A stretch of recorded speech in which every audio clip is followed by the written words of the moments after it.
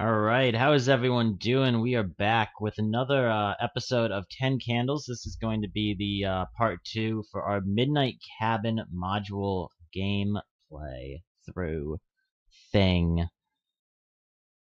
I'm looking at that 5 dice with 1-1, and it's so depressing. From the last roll. But yeah, no, oh, sorry. Oh, that's okay. I think that's all I was doing too. But guys, we are obviously taking a break during October while I find a new 4th member for our Silver Rising campaign for Pokemon Tabletop United. We are taking a short break for the Halloween season to do some horror role-playing games. This is a map I threw together of what the house looks like. I don't know if it's what you imagine the house to look like. If it's not, that just means I didn't explain it very well, because this was based off of a little picture I drew. But this is the house, so the players have some kind of idea of what's going on. There are no characters for me to drag out, so people will just kind of have to keep track of where they are on their own.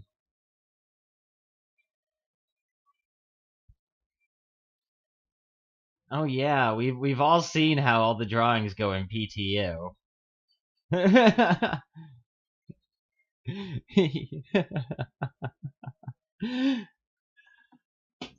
All right, but when we last left off,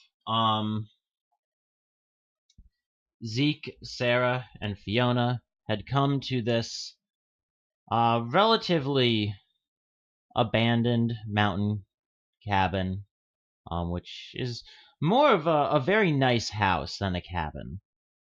Kind of on the lake. for their spring break.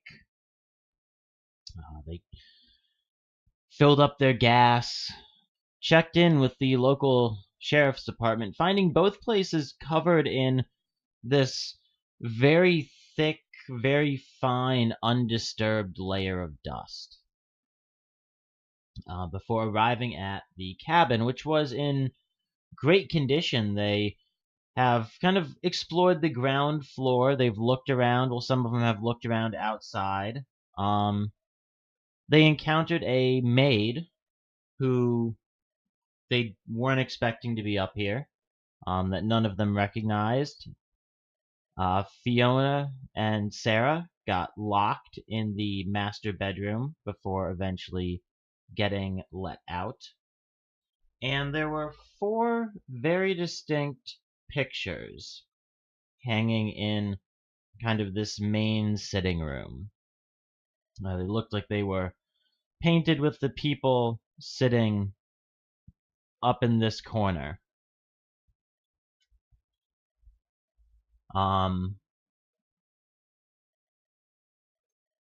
And some of our characters have recognized bits and pieces of those paintings. Upon deciding that they should probably leave, they decided to spend the night and then head out. Zeke tried to carry Sarah up the stairs and fell, protecting Sarah but breaking his collarbone in the process, which did not work out, unfortunately. But that is where we left off, and we are starting off with truths. So, just so we have that truth order, I'm going to throw us back over to the main page.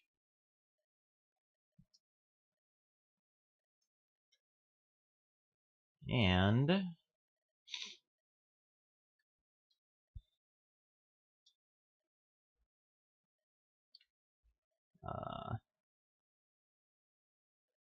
all right.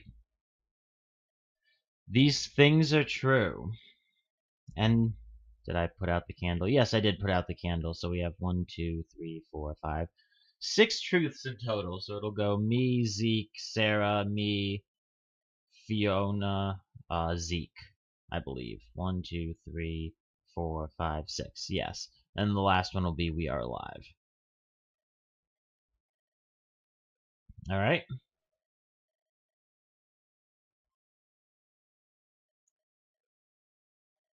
It's like talking to no one.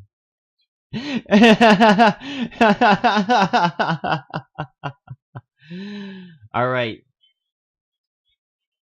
It's gonna go me, Zeke, Sarah, me, Fiona, Zeke. We are alive.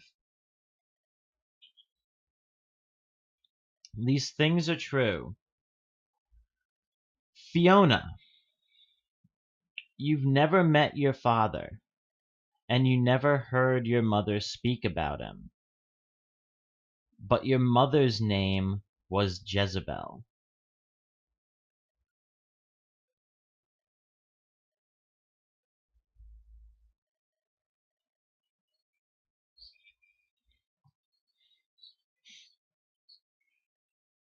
Ooh, okay. Especially since, Hound, you made the glass door to the outside of the house made of like super shatter resistant glass.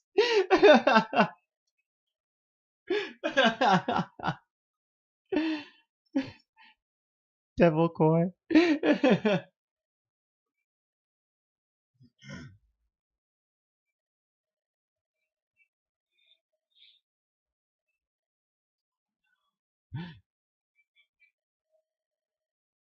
Oh no.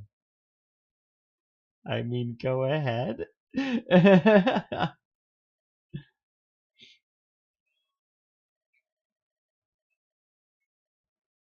Ooh. Difficulties coming your way, folks.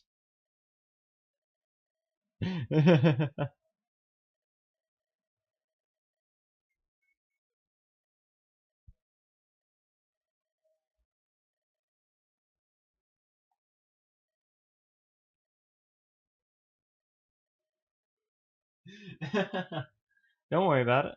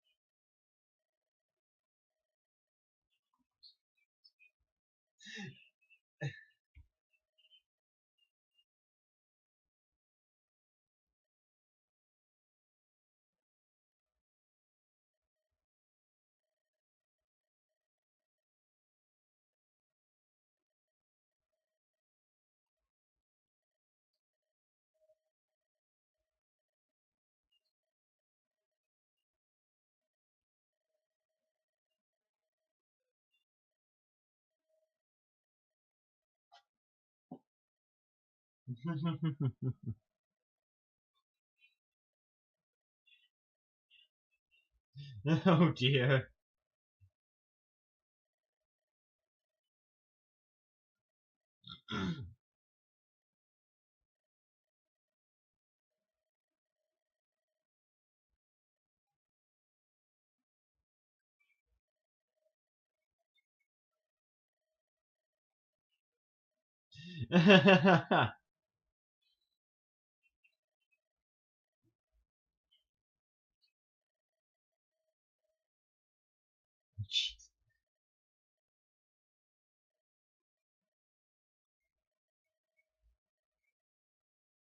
I mean, you tell me, are there any mirrors in this house?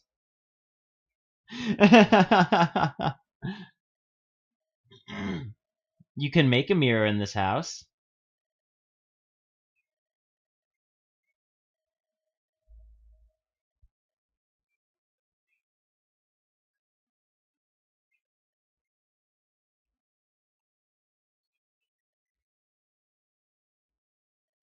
Okay. I'm sure you guys will find this mirror if you don't die first. Which is entirely dependent on your dice rolls.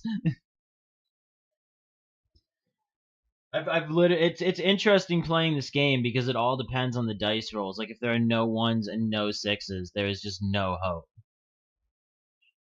Like I have had games of 10 candles that have ended in like 2 hours because like the first like 3 candles in 5 dice rolls, just 3 candles out.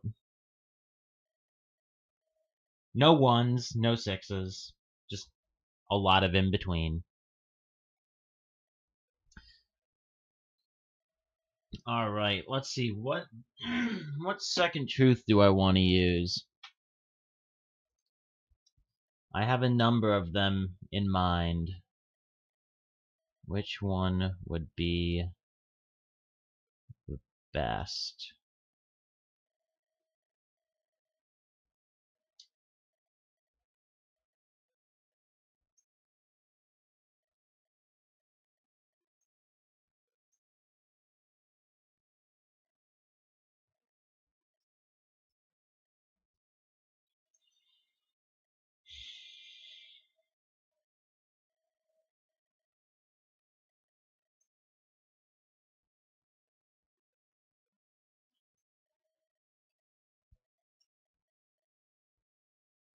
Hmm. Now I'm having trouble. I have a number that I want to use, but it's just which order do I want to use them in?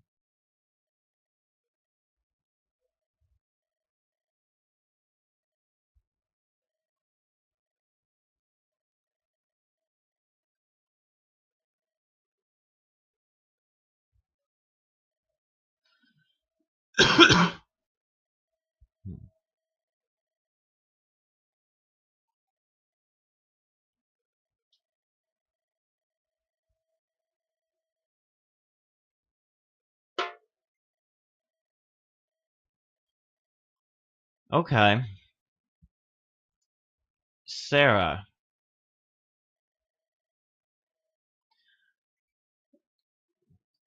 when you all first arrived,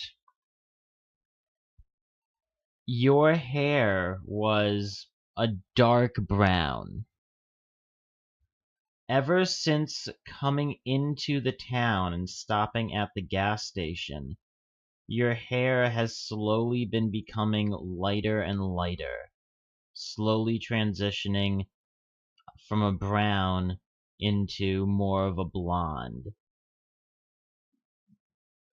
This isn't something that you notice, but Zeke, having looked at all of the paintings very closely, you notice that Sarah seems to be starting to look more and more like the girl in the painting.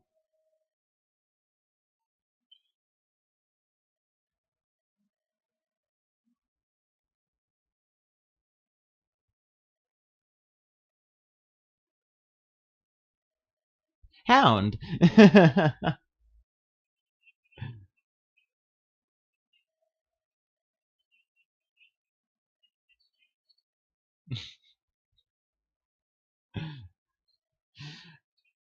Okay. And Zeke.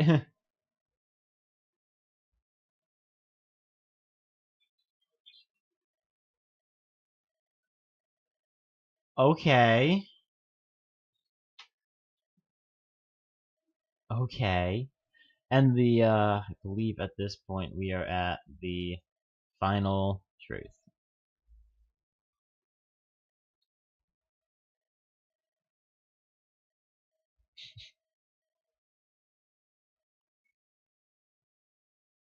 Yeah.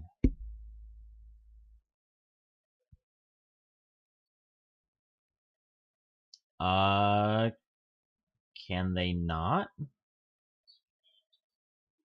Oh. Okay, let me take a look at... Huh. Hmm. Let me be right back, folks.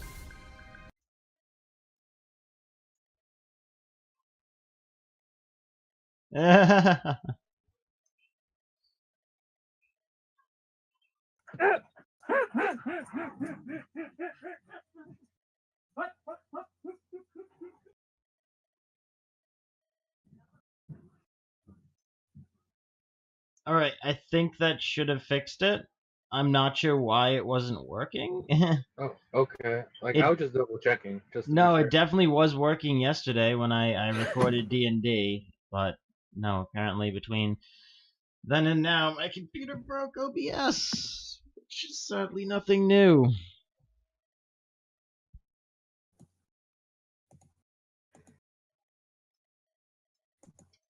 Alright.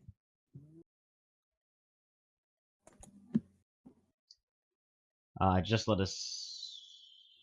I guess we're just gonna wait for Hound to get back, cause... Yeah, I'm back. Oh, awesome, okay. I just know you went to go deal with dogs. Yeah. Alright, so... we left off... Fiona, you're at the base of the stairs. Sarah and Zeke tried to go up. Zeke tried to carry Sarah. They fell down, and yeah, take it away. Yeah.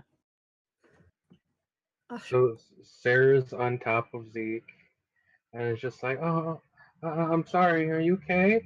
And then Yeah. she tries to, like, not thinkingly, like, touch his shoulder. Actually, no. We didn't hear that. We didn't hear any noise of him breaking his shoulder, right? Yeah, no, it was just kind of like that, like internal, like cracking you So can instead hear. of touching his, like, shoulder directly, she touches his chest and is like, are you okay? Oh, I'm so sorry. Shit, that looked like that hurt. Are you No, guys get okay? off, get off. She'll, like, try to crawl over and get off of him. Fiona like helps Sarah. Yeah. It's hard getting off of someone anytime. Especially when you need a wheelchair. Yeah.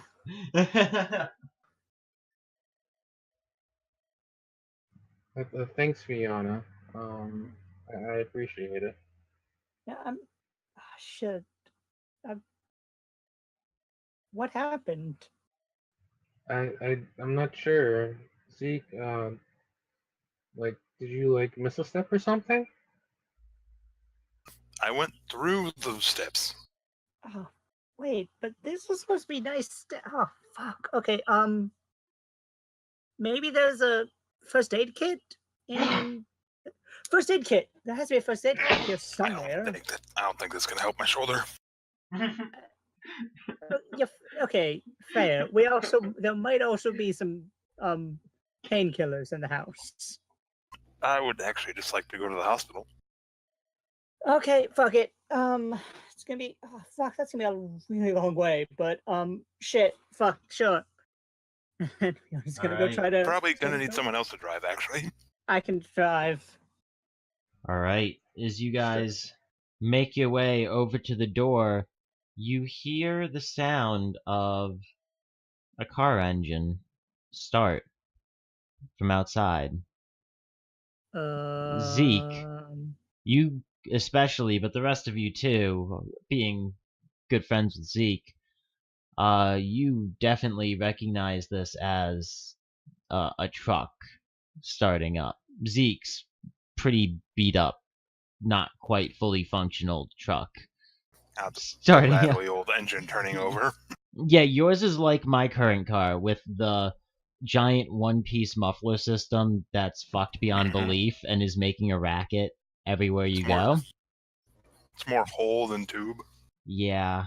And as you try the door, it does not open. Fuck. Somebody's stealing my car. Someone's stealing your car and we can't get out.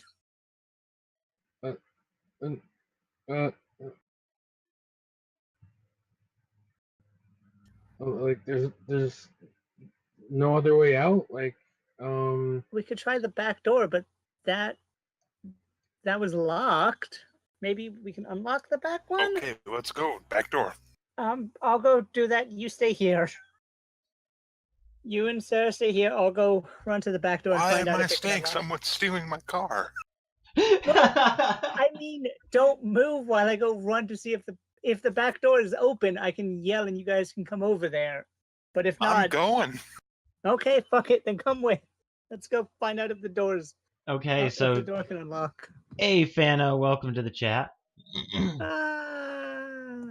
Alright, so Sarah is getting left in the front of the house because she can't move, and Zeke and Hound are running to the back. Sorry, Sarah, I cannot carry you. I'll crawl myself all the way to my wheelchair and hop inside.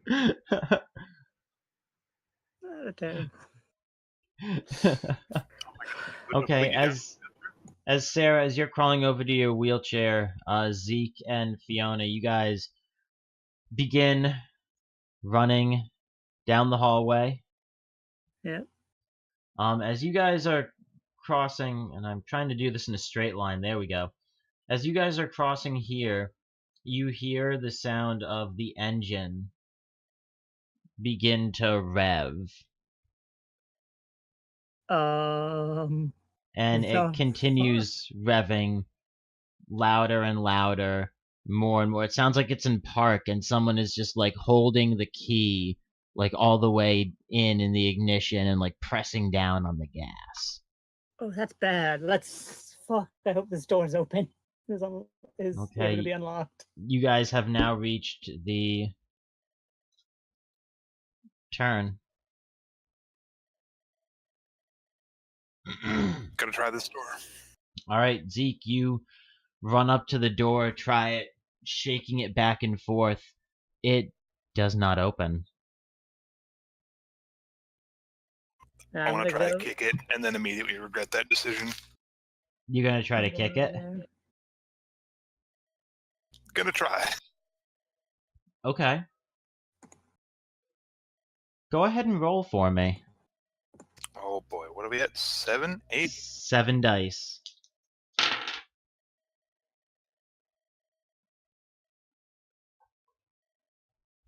Okay.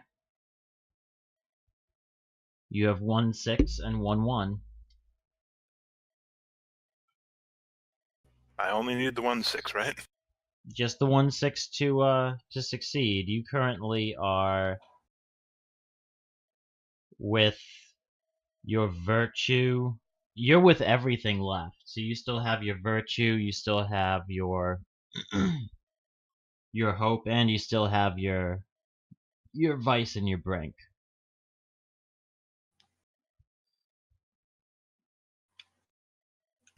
And burning one of those just rerolls the ones? You would right now be able to use your virtue streetwise to re-roll the 1. But you can't use anything below the current top in your Right. stack. Oh, thank you, Fiona.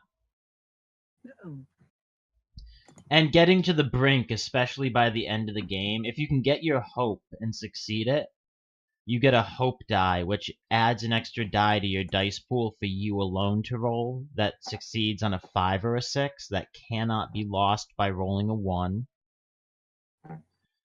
And your brink, if you fail your brink roll, you lose your hope die, but your brink you can reuse as many times as you want, and it allows you to re-roll your entire dice pool. Oh. So getting to your brink by the end of the game is very helpful because you roll a 1, a 4, and a 3, and you can re-roll all of them. I think I'd like to burn my streetwise. Okay. And that this might not be the first door I've kicked down, and I know that maybe aim for the hinges. Okay, go ahead and roll that 1. Okay. Not bad. Yeah. You pull up your leg, kicking at the door. You kick it a couple times. The first time you try to kind of kick the door out, kicking like right above the door handle, trying to break it off. It doesn't really move. You kind of turn your attention over to the hinges, knowing that if you can loosen them, you might have a way to get this door off. You give it a good few solid kicks. By the time you're done, Sarah has made her way down to where you are. And the door is loose on the frame, but it's still not in a place where it can be opened.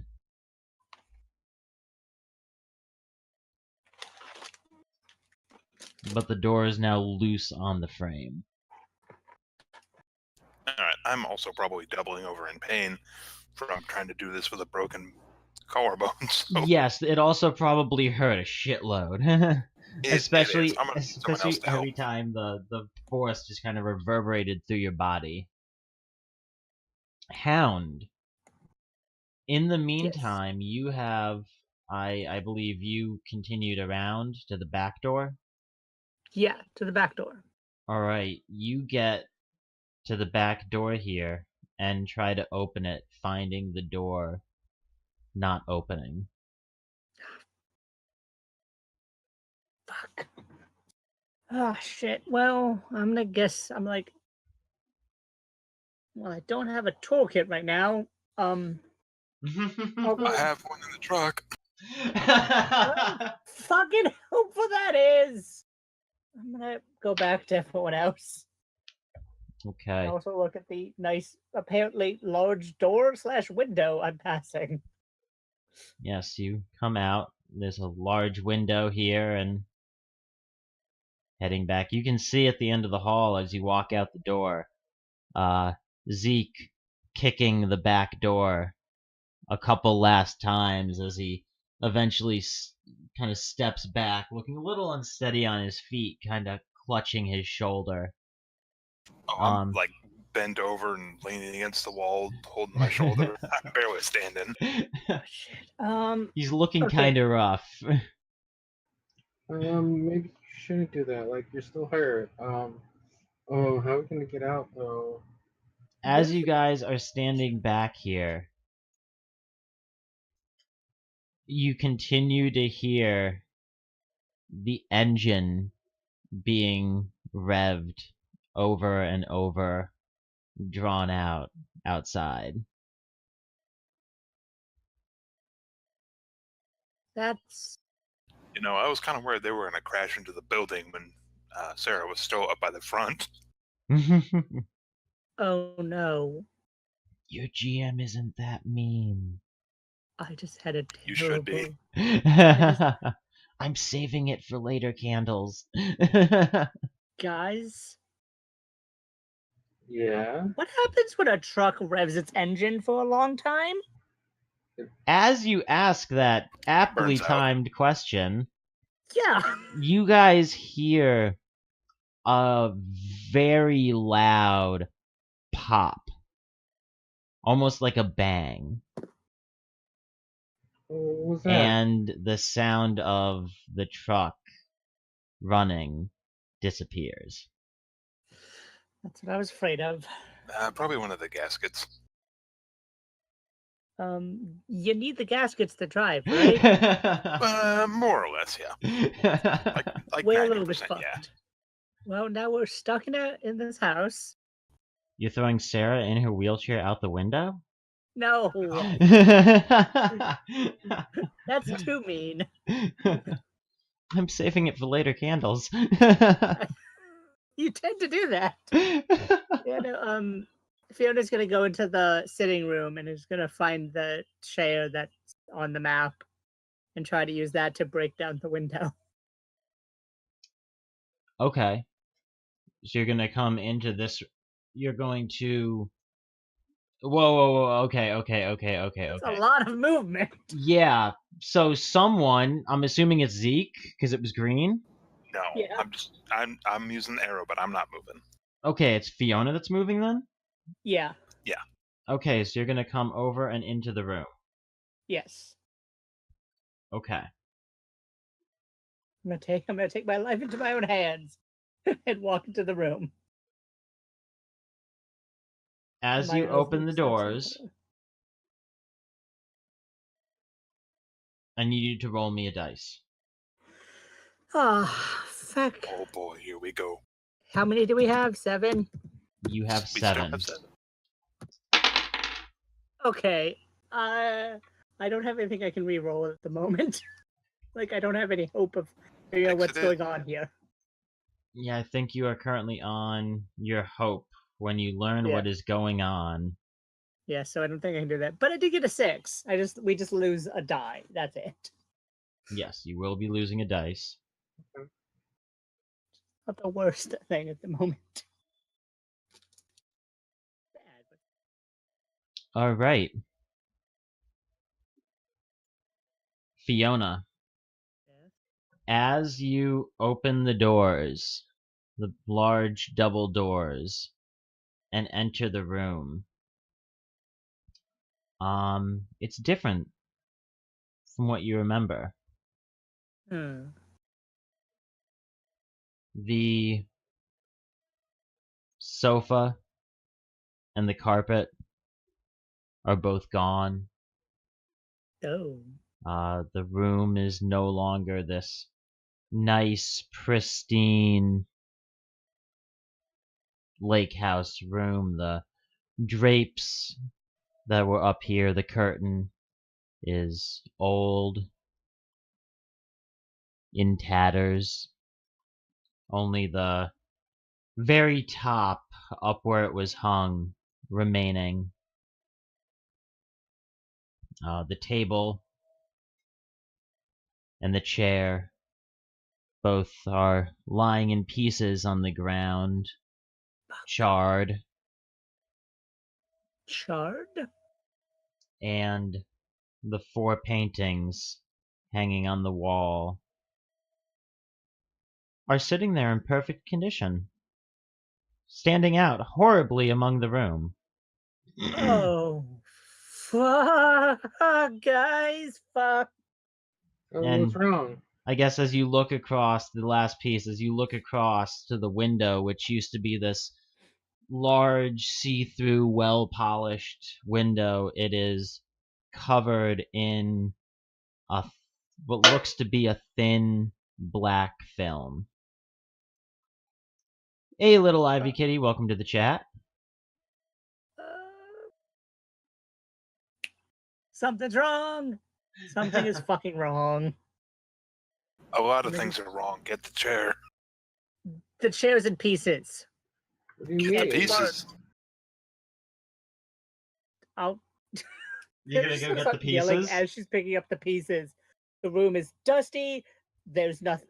The fucking paintings are still here, and they're the only thing that looks good in the entire room. As she's just picking up pieces of as she's picking up as much the biggest part of the table that she can find. Okay, as you walk over to the table and the chair, you reach down to pick them up. When you touch them, you notice they still feel warm. You notice in the brief second before the pieces you pick up crumble away through your fingers. Fiona's just gonna walk out, just gonna walk back out of the room, just like, nope, nope, nope, nope, nope. Are you closing the door behind you? Yep. Okay, you walk back out of the room and close the door and walk back over to Zeke and Sarah. So I'm, given what has happened previously, I'm sure this will be different by the time anyone checks it, as the door locking problem of earlier. But when I walked into that room, the table and chair were crumbled into ash when I tried to touch them, and they were still warm. The sofa and rug were gone. The curtains were tattered, and the giant window was covered with a film. The paintings, however, were fine. What the fuck is this place? Fiona, I'm a little scared right now.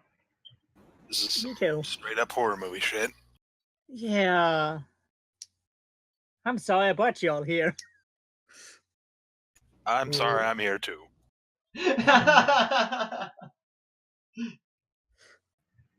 It's fine, Fiona.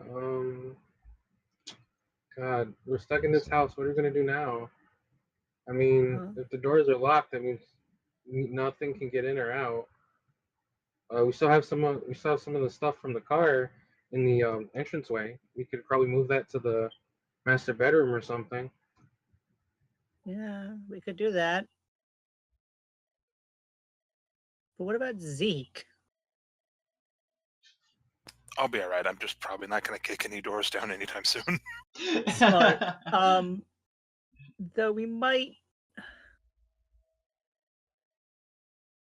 we should probably do something about whatever happened when you fell down the stairs. Even if we can't fix it, at least we can bind it a little bit. Sling would be great, yeah. Yeah, well, They got a tablecloth in the kitchen? I've never been in the kitchen. I haven't been in the kitchen, so yeah, I'll go in the kitchen. Whoever was in the kitchen would know that there was not a tablecloth on the table. There were kind of granite in the kitchen. Were there curtains on any of the windows? I don't believe so. There were not over here. There were the curtains here in this room, and there's also the curtains on the bed. Curtains on the bed. Oh, there's a bed. Oh, bed sheets then. That'll be fine. Yeah, that would probably be the best idea. I'll go get the bed sheets unless Sarah wants to go get the bed sheets. Okay. Who's heading to go get the bed sheets? I'll go with them. I mean, I haven't done anything in a while, so I might as well go and do something. Okay. So everyone's heading down there? I guess so. Okay. You all. I totally need to do this.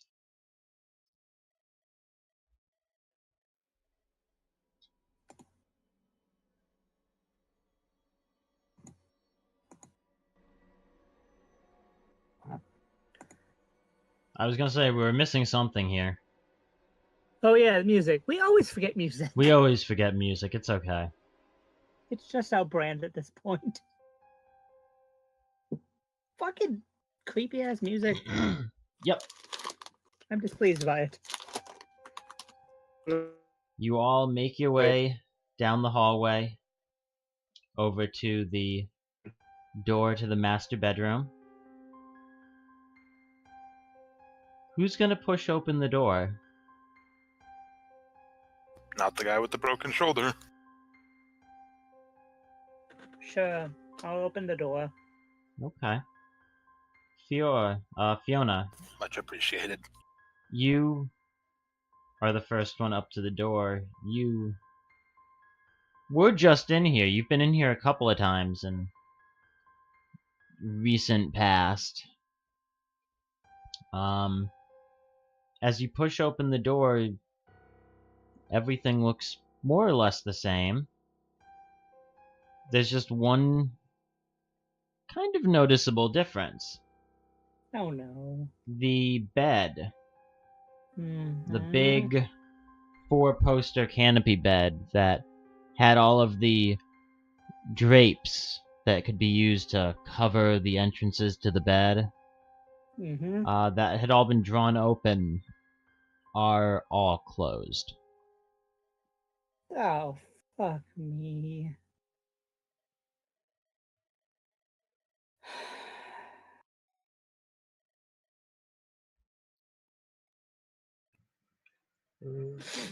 Guys. It wasn't like that before. No, it wasn't. I don't like this. Oh, fuck. We should probably. We need those sheets.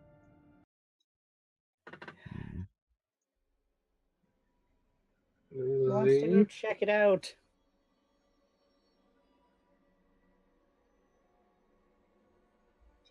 You're gonna go check it out? I'm letting someone else do it.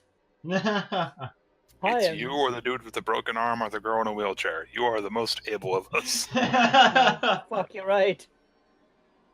God damn it. Alright. I guess I'm gonna go check out the evil door, the evil curtains. Everything's evil at this point. Everything's Good luck, evil. Canary. Good luck, Canary. She just turns to Zeke and just goes, "You know what? Fuck you two." Inner party conflict. No, that's just friendship at this point, I think. Yeah. You know, that stress out after. Between both of these people. So Fiona, you're gonna. I'm gonna go do the thing. What is the thing you're gonna go do? I'm gonna open the curtains of the bed. Okay. Do you want to roll me 6 dice? Yeah, I was about to start typing that. Yeah. Yeah, it's like when you come see your friends. You don't say, "Oh, hello, friend." It's like, "What's up, bitches?" Exactly. Also, yes, no one. Nice.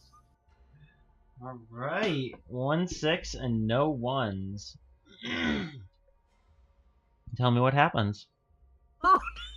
Oh yeah, I can stop the creepy. She like very cautiously walks up and like opens the drapes, and there's nothing there. She's just like, it's just the bed is still the same. She doesn't know why the drapes are closed. At this point, she's just like, fuck this. Grabs, like, rips down. She's just gonna like grab a curtain and a sheet and just go, nope, and just rip what she can and then go back. Like, I'm not dealing with this shit. Nope, and walks out. Okay. Rips what she can, and yeah. There was nothing on the bed, which is, I think, the second worst option. Yeah, that's the second worst option.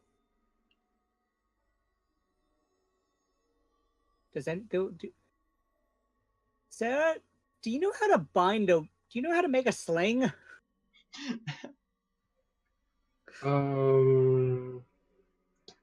Not really, but I can give it a try. I think I have an idea, but I think I'll let you try first. I think it's relatively simple. Zeke, do you know how to make a sling? I do, but I can't really do that with one arm. Could you instruct Sarah or I through it? I can. Okay, then It's let's pretty do that. easy. You mostly just tie it in a loop. Yeah, I thought so. Hey, something closed drapes on a bed. Someone's locking doors. Someone broke your car. This fucking place is creepy. Just being overly cautious. Okay, Zeke, just sit down in front of me and turn around, and I'll try to tie this thing for you. Or do you have to face me? I don't remember. Either's fine. So she will grab the drapes from Fiona and You're mostly look at just them. tying my arm to my chest so it doesn't move. Okay. Yeah, pretty much.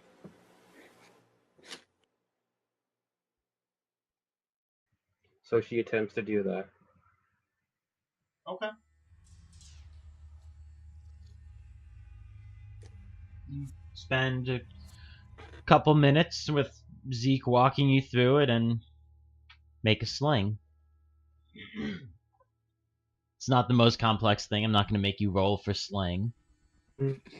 Roll for sling. Yeah. Roll for sling. Oh, you broke my arm. God, that is actually a D&D thing. So, oh no. So I highly doubt this is gonna work, but we might be able to use the phone in the kitchen. Call for help. That seems that's kind unlikely, of but our let's only try thing. it. You guys are going to start making your way over to the kitchen. Yep. Yep. Okay, you guys head down the hall over to... That I've never been in. At least I've not been in this time. Over to the kitchen. Why did you roll a D3? That's so spooky! As you guys are going around the corner into the kitchen, Fiona and Sarah, you guys continue through and head over to the door, opening it and walking into the kitchen. Yes. Zeke, as you're walking around the corner, you notice something out the window on the back door. Something odd out of the corner of your eye.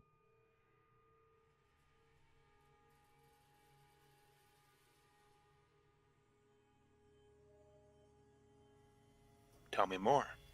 Tell me more. Does he have a car? Do you want to know more? Desire to know more intensifies.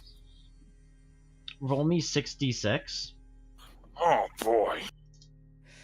Oh. Oh my Yes! god. That's beautiful! Okay. Tell me, Zeke, what is it that you see outside? There are waves of dust being blown on the wind from the lake towards the house. Okay. Okay, that's creepy as shit. The music right now is creepy as shit. I'm very impressed.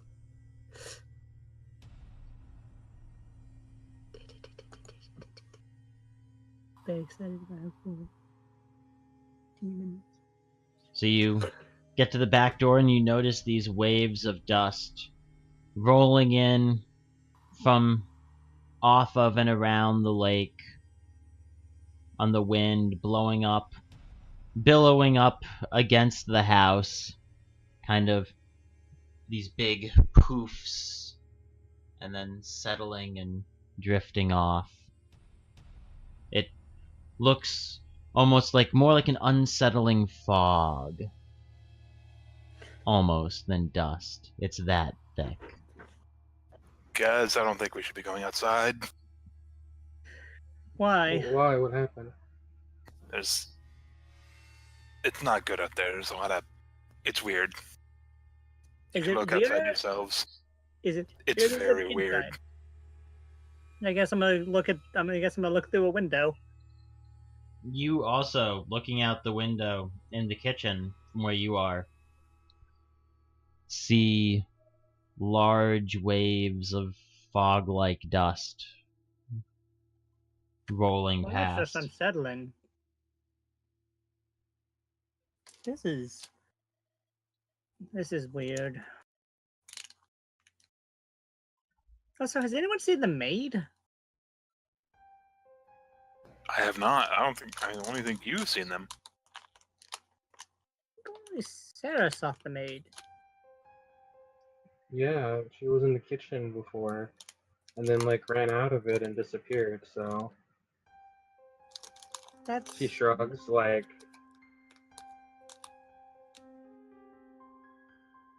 that's just weird. I don't remember there being a maid here last time we were here, though. I just remember Hey, a lot of things, like dust clouds. Hey Arsene, welcome to chat.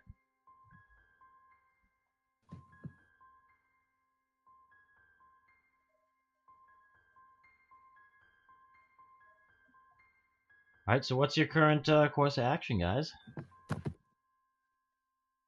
Alright, let's go check the front, see if the dust's gotten there yet. okay. Is there a window on the front? The phone doesn't work. Oh yeah. I don't know, no one picked it up. Oh, okay. Guess I'll go over and pick it up. Okay.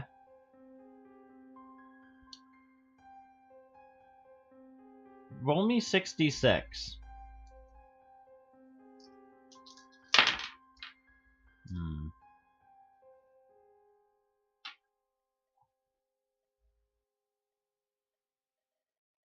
Bad. Okay, 1 6 and 1 1.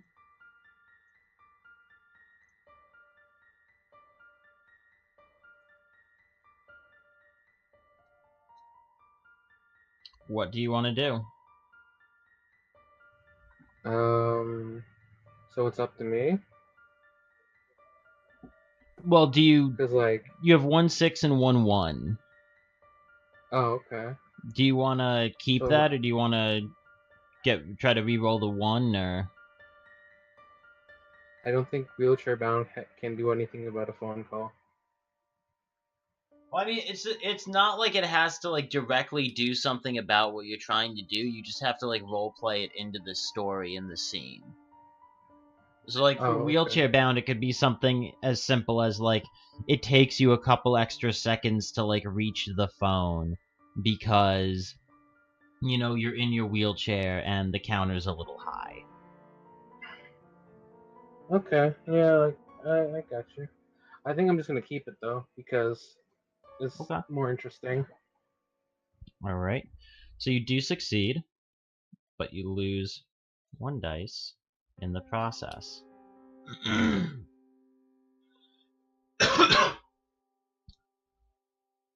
Sarah, Yes.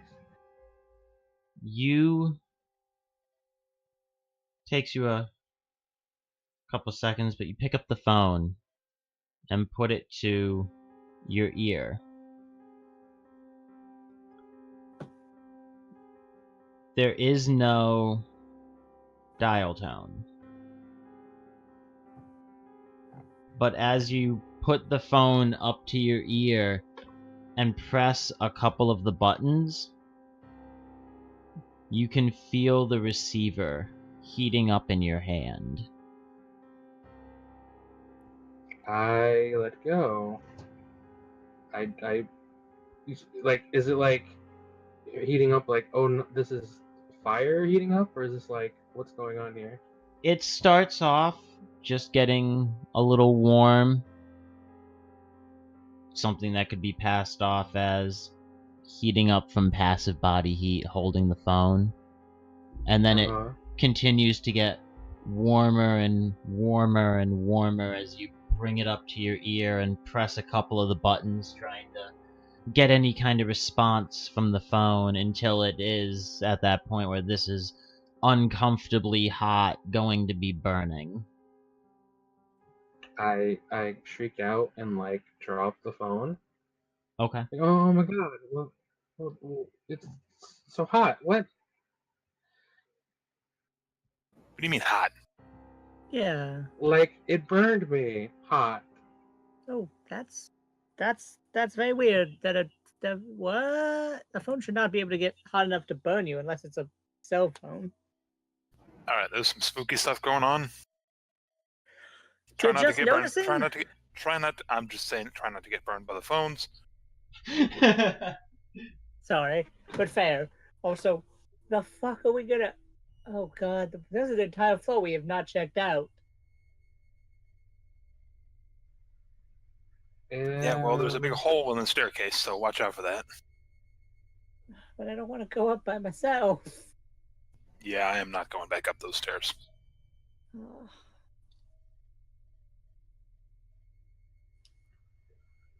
So I'm just gonna wheel myself into the hallway and be like, okay, did you bring anything? Is there anything in our stuff that might be able to help us? It should still be in the hallway, Yeah, by the door. we brought supplies and clothes. I think a bathing suit or two. Well, food and whatever was in our luggage, Yeah. and maybe a couple of kegs. Well, yeah, but do we have the kegs inside? I brought everything in. Oh well, sure. Then at least we can get drunk before whatever happens. So you guys are gonna walk back to the foyer to go to your stuff? Yep. Yeah. Okay. I'm gonna move Sarah down here. So scared. So scared of what's gonna happen. Alright, you guys make your way down to the hall, to the main foyer. As you walk into the main foyer, you see that it's empty. Oh, Son of a bitch! son of a fucking bitch. Oh no. The other thing you notice is that the stairs, the door to them, is open. And looking in the door, you can see a very old, dark, rickety staircase leading down to the basement. Wait, Leading down. there's not a basement. I mean, didn't those go up? But alright, spooky stuff happening. Just go with it. But there's never been a basement while I was here. There has never been a basement while you were here. Oh yeah, no, this was in character. Just so going. There's not a basement. There's not supposed to be. Okay, guys. I know this is probably the worst idea, but do we want to go downstairs?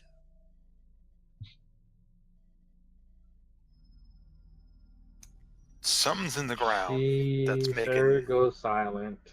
That's killing all the trees. So if there's something awful down there, Yeah. maybe we can knock over whatever evil altar to some demon is down there and make this shit stop. We would hope. You know what? That sounds logical at this point. Just go down there, kick over Satan's teacup, and go home. Yeah, fuck. It's teacups. The evil teacups. Wait. I didn't see any teacups in that room, did I? Nope. Okay, yeah, no, the evil teacup might be downstairs. Fucking teacup. Now, I'm just imagining if we ever had merged for this. Just, I died because of a teacup. Yo, I'll find a way, don't worry. Oh, I'm sure you will. So Sarah backs up in her wheelchair, because the realization that they're just gonna go downstairs Just and leave her prepares to alone. evil Knievel down the stairs. No, I wouldn't be able to get back up. And then she notices there's a doorway that we haven't actually looked in yet. Oh yeah, there's a door we have not There checked is out a doorway that you haven't looked in yet. yet. I'm gonna go check out that doorway that we haven't checked in yet. Because it looks Alright. weird and empty. It's because you haven't been in there yet. Okay. It just looked very. I was like, there's nothing in there. I mean, it's not like I can add anything in there because I didn't put anything in there because you guys never went in there. But Yeah. I can describe what's going to be in there. I'll open the door. Yeah, you open the door. I'll just look in the door. Okay. Tag teaming. So you guys open the door, looking into the room. You see up above you, kind of right in this area. Let's see if I can do this with draw shapes.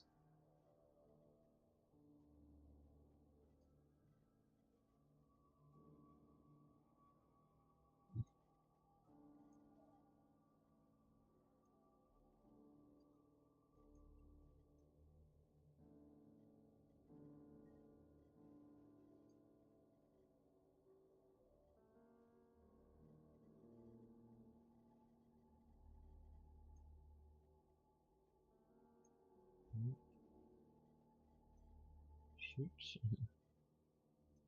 Oh god. Oh god, I know what this is. Wait, what? What is it? I don't actually. I just have a feeling that I, a player, know what this is. I'm really confused.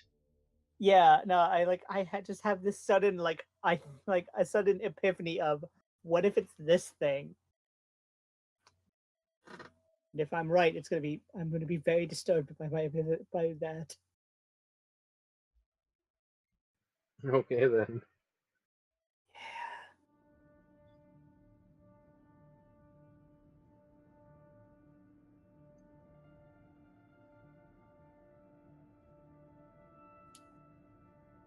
Okay, so that probably all makes 0 sense to you guys.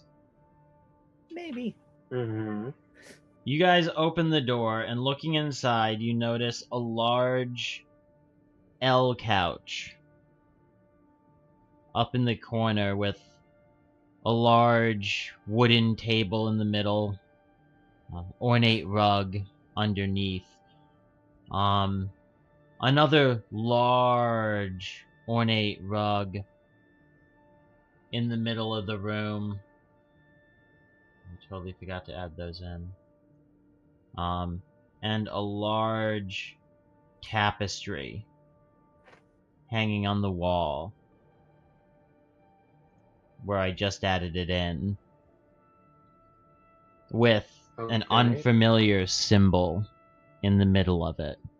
Ah, It has this royal blue background with kind of blood red fringes around it, ending in these ornate, delicate tassels, and a large kind of steel and gold crest in the middle of it, over top a shield, with this detailed, ornate fireplace in the corner. There are 2 long, thin windows on the wall that look out into the forest.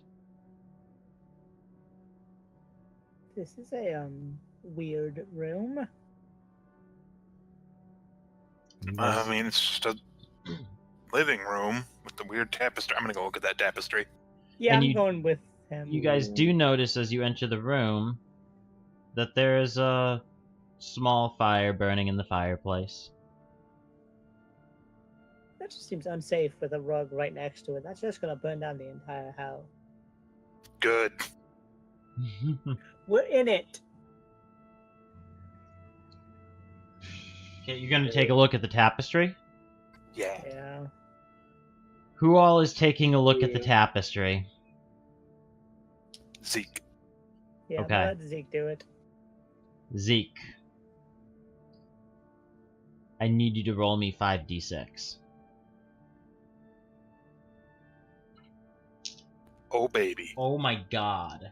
Oh my god! Okay. I don't think you can do anything about the 1. I think you're on your hope. Yep. You are, yes. Okay. Well, I sure as shit didn't roll 3 6s. Tell me what happens.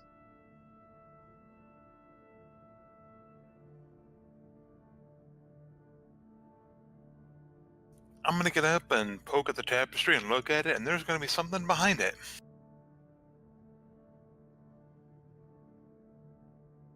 Maybe a Okay. safe on the wall? Okay. You walk up to the tapestry, kind of take a look at it, examine it, poke it a couple times, kind of look behind it. As you look behind it, you see on the wall this strange... Now I need to go back into draw shapes. Let me zoom in here a little bit. Oh man, I should have had a room there.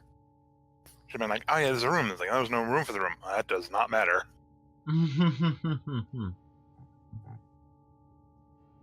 You notice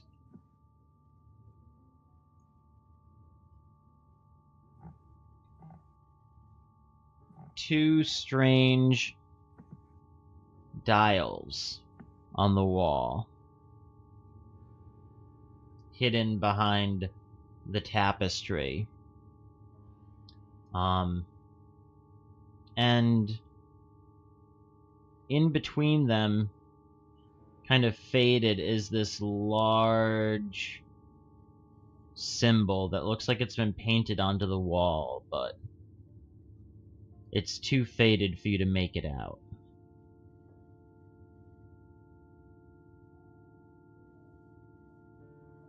It's like some sort of combination lock? Guys, get over here and look at this.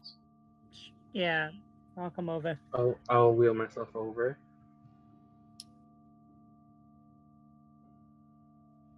What'd you find? Something behind the tapestry. I'm gonna yank it down. You're gonna yank down the tapestry? I'm gonna yank down the tapestry. Okay.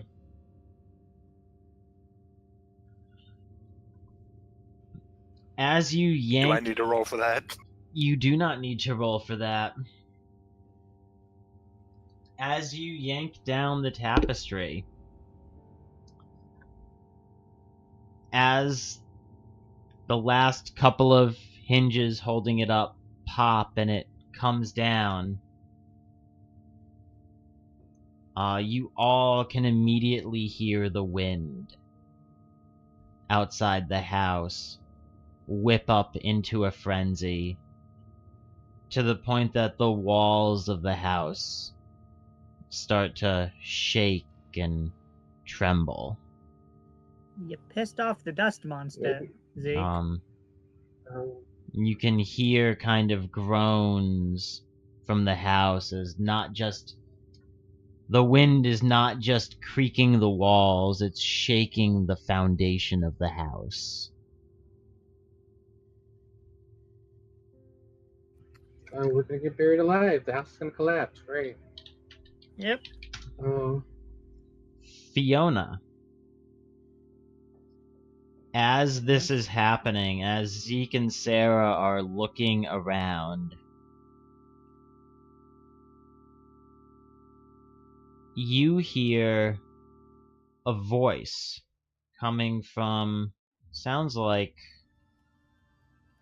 around the corner and down the stairs.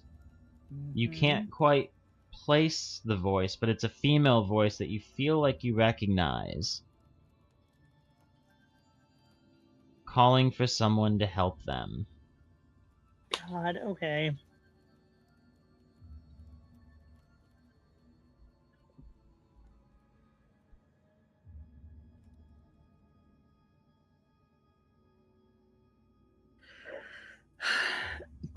I'm gonna, you know what? I'm gonna be like, someone's, I'm just gonna walk. I'll be like, guys, I'll be right back. I gotta go check something out. Where are you going? Someone's calling for help downstairs.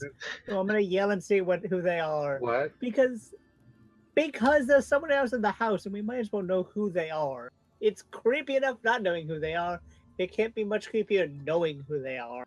See, part of me wants to go see who's calling for help. The other part of me wants to throw this tapestry in the fireplace.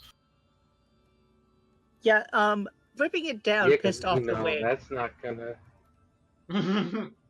Do not destroy the tapestry. We want to live. Look, if it's something tied to like whatever spooky dust monster is out there, I'd rather burn it. I'll go find out who it is, and then we can decide if burning a magical I artifact. don't know what to say to that. Yeah, just fucking magical artifact. You know So- what? It's possible. But Fiona's gonna go walk. He's gonna walk to here, like just to the doorway, but not Okay. go down the door. Okay, so Fiona's walking to here. Zeke Yeah. and Sarah are staying here, and Zeke's contemplating throwing the tapestry in the fireplace Yeah, I'm in front of the fireplace. with the tapestry. Yep. Okay.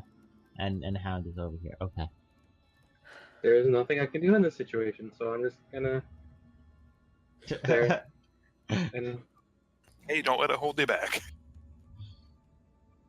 All right. I'm so very sorry for that vice. Nice. Hound, Yeah.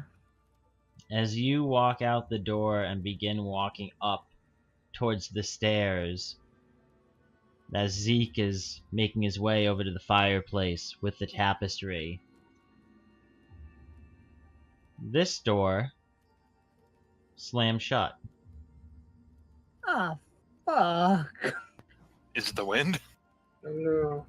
And as you reach the top of the stairs, Hound, you look in, you can see 5, 10 stairs down. It looks like the stairs continue from there, but it's too dark for you to make out anything else, and there's no light switches that you can make out anywhere, or even any lights. But Yeah. you hear the voice again. Here down. Who is that?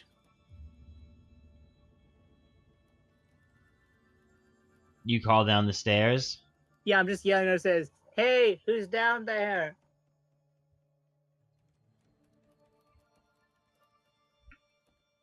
You hear nothing for a couple of seconds. Kind of a pause, and then you hear the voice parrot back at you. Who is that? Who's here?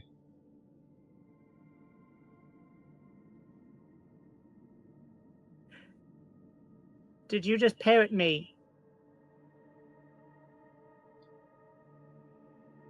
Silence.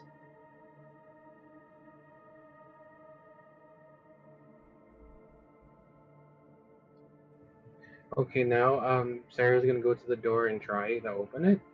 Does it just shut by itself? It's And jammed. she's worried about Fiona. The door is jammed. Oh no. Because Fiona yells down. She turned. Fiona yells down. Go ahead, Fiona. I'm Fiona. Who are you? I don't fucking. It could be 1,000 things, and I don't care at this point. Could be I'm a going thousand upstairs. things. Most of them awful. Yes, and only one of them could steal my soul through my name that I can think of off the top of my head. Bots. There's It's- another pause. And then the voice responds to you, seemingly having not heard you. Roland, is that you? Who's Roland?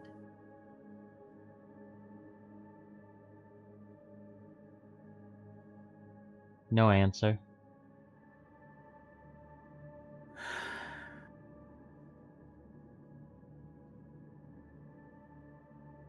I'm gonna walk Can you away roll? from the... Can you roll 5d6 for me, Hound? Oh Oh no! boy. I'm so scared now. Oh fuck! Oh no. Oh no! Oh boy, here we go. I don't even need to roll, but I did anyways, and I rolled 2 6s. I wish I had my hope die at this moment. Alright. Oh boy. Oh fuck! I'm just gonna turn around. But no. Yeah. You do. You turn around, Fiora, and you start walking away from the door. And then, not coming up from the stairs, but from your memory, you hear a voice in your head from your past that you recognize. It was the voice coming from the stairs. It says, Nathan? Nathan, where are you?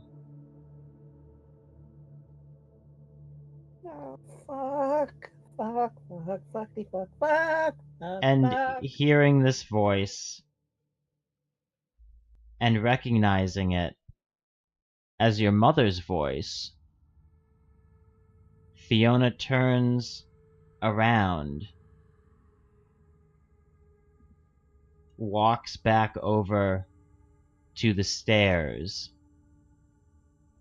and begins walking down into the basement, the door closing behind her. Can I say one thing? It's not changing what happens. It's just a thought that Fiona definitely has at this point, at this second. It's literally, fucking mom knows my name. That's it. Just mom knows my name is not Nathan, but is still walking downstairs because it's like, what the hell did mom do? Why is mom using the wrong name? Probably assuming, why is the mother that you haven't seen in years here? Oh yeah, that too. What that too? But also like, mom knows I changed my name. All right. So, God damn it. time for truths. Yep, I don't have truths. I have to come up with truths. Oh no. Oh no. I've got one. Another I have one as candle well. It's goes nice dark. for me. So this will be going me, Fiona, Zeke, Sarah, me. We are alive. This is going a lot quicker this time. Yeah, That's now that cool. we're into the second half, it's going to speed up. Yep. We're at the cusp of the second half. You still have 6 candles left. Yeah. But we can die at any moment. These pretty things much. are true. Sarah,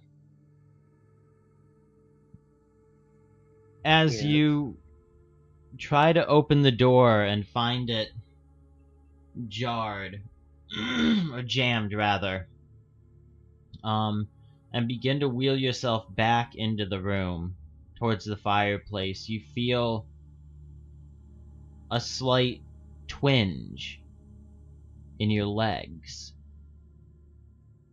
You feel like Okay. you might be able to walk if you tried to. Oh god. What the fuck is going on? Fiona! Oh god.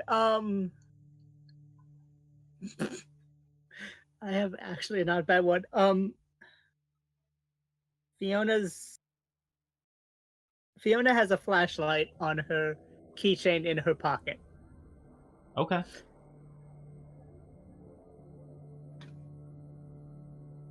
That's yeah.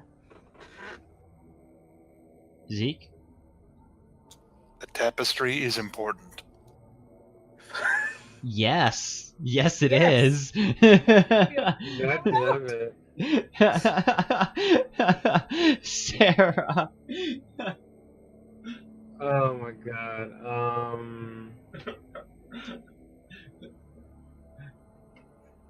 Oh my god.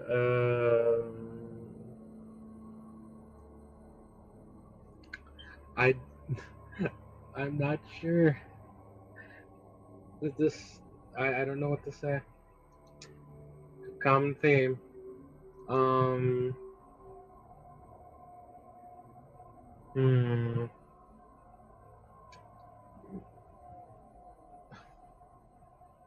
I I don't got anything.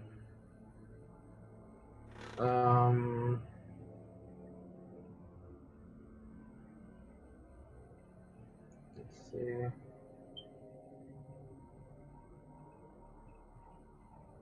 Yeah, I don't got anything.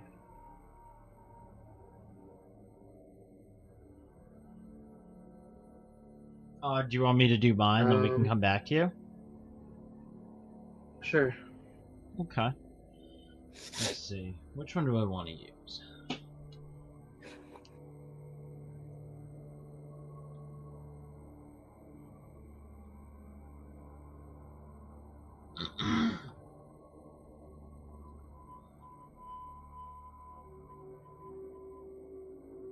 Zeke. Yes. You're starting to feel a little confused. You ripped down the tapestry and were planning to burn it. But Yep. after coming to the realization that this tapestry is important, you start to feel like this tapestry is familiar to you. That you recognize this symbol. And you're starting to feel a sense of familiarity with the house. Almost like this is your home. This is where you belong. You finally came home. Oh no.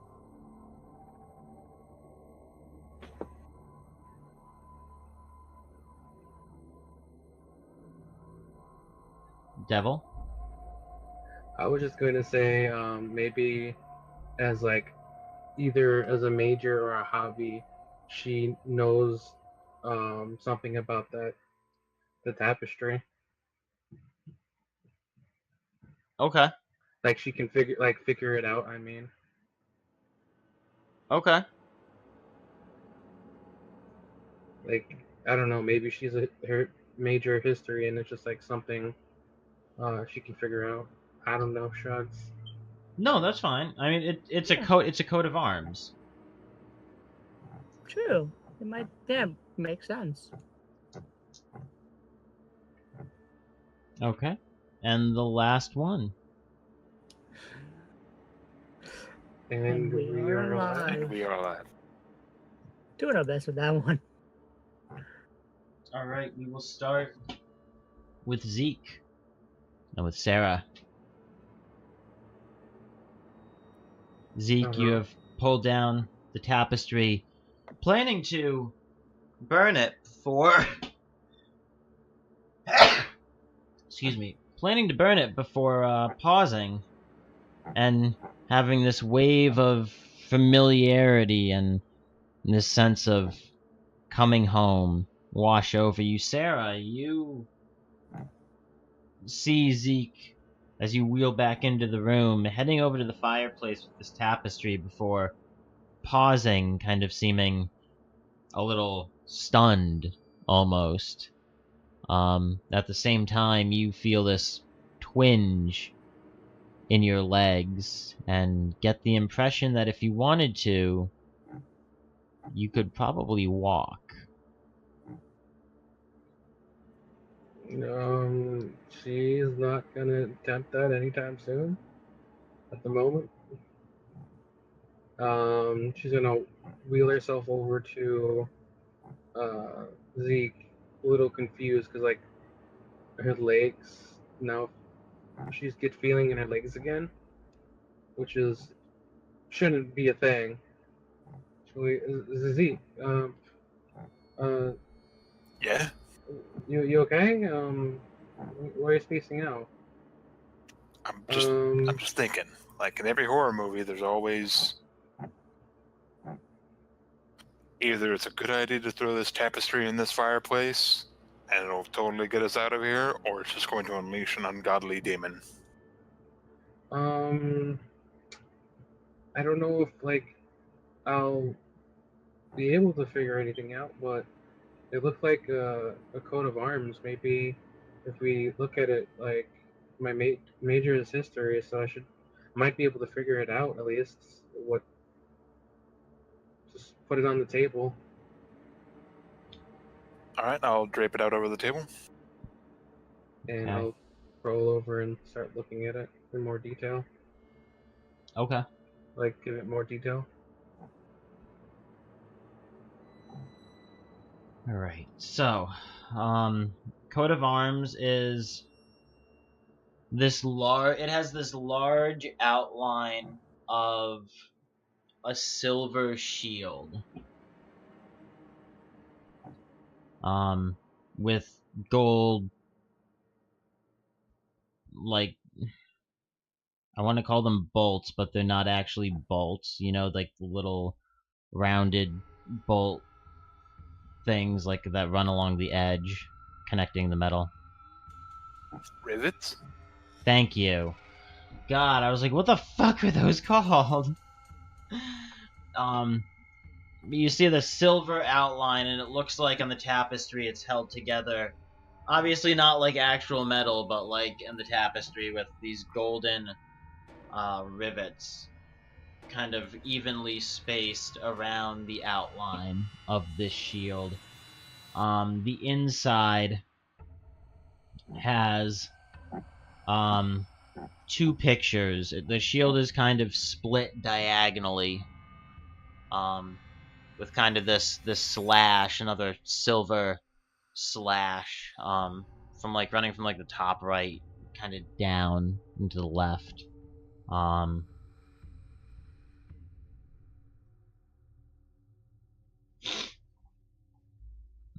The top picture is it's hard to describe how it looks. It's kind of this it looks like a big black cloud is like the best way I can describe it. Okay, maybe that represents that dust cloud dust. outside. And the bottom is a blood drop. Oh. Not a good sign. No, not at all.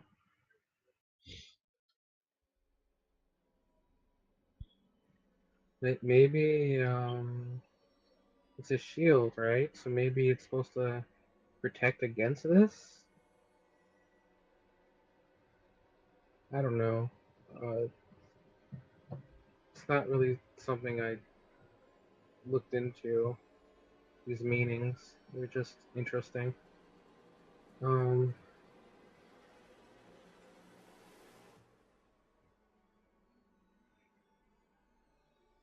I don't think we should burn it though. Like, I mean, we can always as burn it soon as you later. took it off the wall. Okay.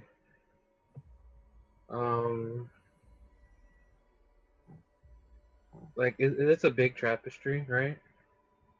Yeah. Okay, I'm just gonna be like leaving it on the table, and then turn my head to look at the thing that was behind the wall, behind the tapestry on the wall. You said that was like some switch or something? Some dials? Yep, there Oh, are dials. on the wall. We're One, still on the front page, by the way. 2. You're on which page? Oh, The candle page. there we go. There are 1, 2. What look like some kind of dial. They are octagonal in shape. Each one having this clear divide between the rest of the wall and these shapes. They have a small protruding piece from the wall that looks like you would be able to grab it and pull this shape out a bit and rotate it. Each of the 8 sides has a different symbol.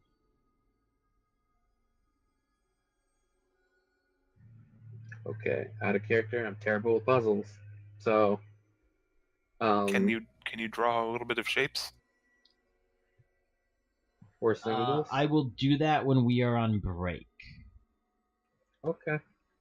That's fair.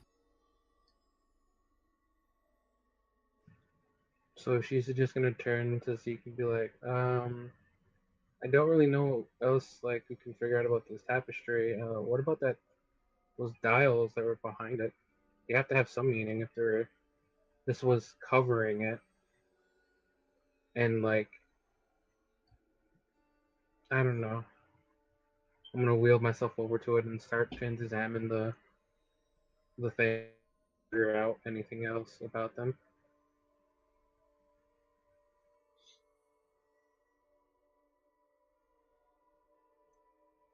You're gonna head over to him? Yeah. Okay. You can start to see this as well then as you get closer.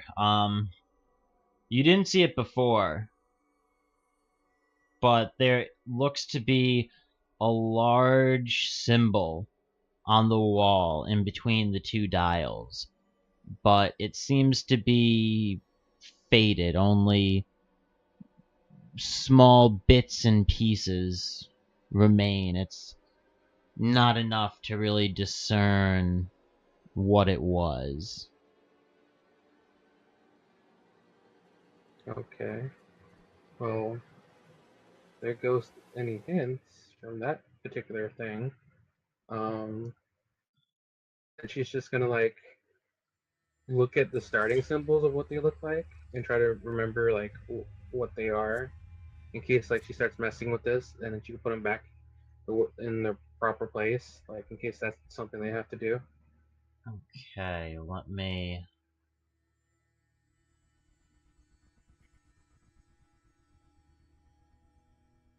Worst drawings ever. As I... You can skip to Fiona. Oh no, like I need to draw these anyways for you guys, but I need to Okay. get at least something here.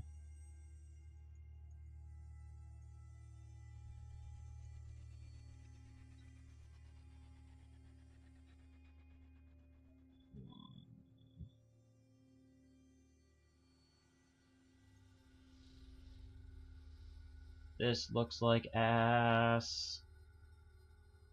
If anyone was ever wondering why I don't do any of my own art for anything, this is why. It's okay. We still like you and your stuff.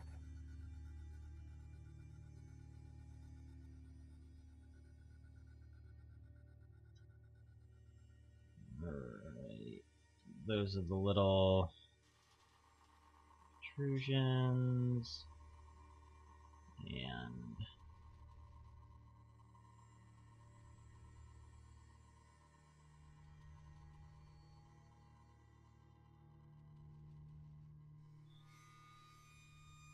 oh my god, someone who knows how to make straight lines in Roll20. Hi. Hi. I wish I had that ability. I'll learn it after this session from you. Because this is terrible.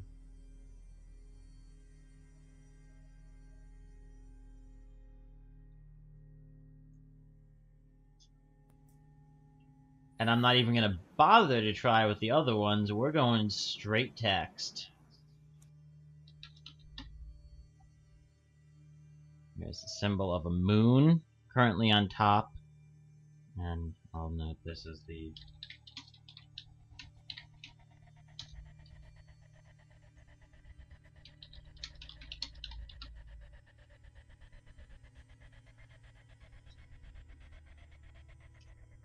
denote them as the right-hand dial and the left-hand dial.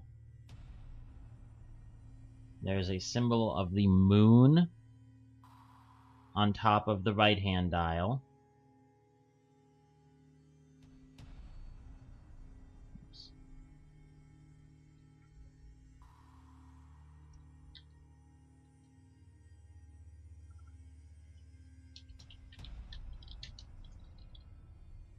And there is a picture of a 7-pointed star on top of the left-hand dial. So Sarah's just gonna look at that, just take note, and just like, hey, Zeke, you wanna come over here? Maybe you could help figure this out. Alright, I'm looking at it, but I'm not quite sure what's going on with it. Like, I mean, maybe we the have to, moon like, could be where the moon is, like if it's full moon, no moon, and stuff like that, but I don't know about the 7-pointed star thing.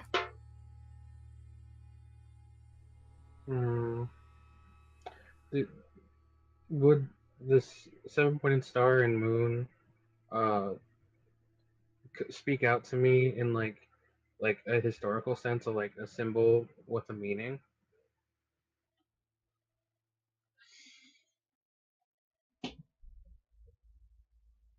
No, there's nothing that pops out at you. Okay, so I don't know either. um,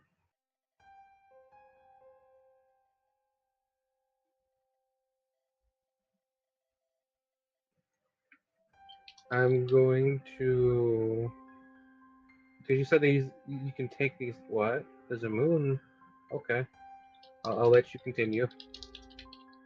Oh, I'm just filling in the other spaces. Uh huh.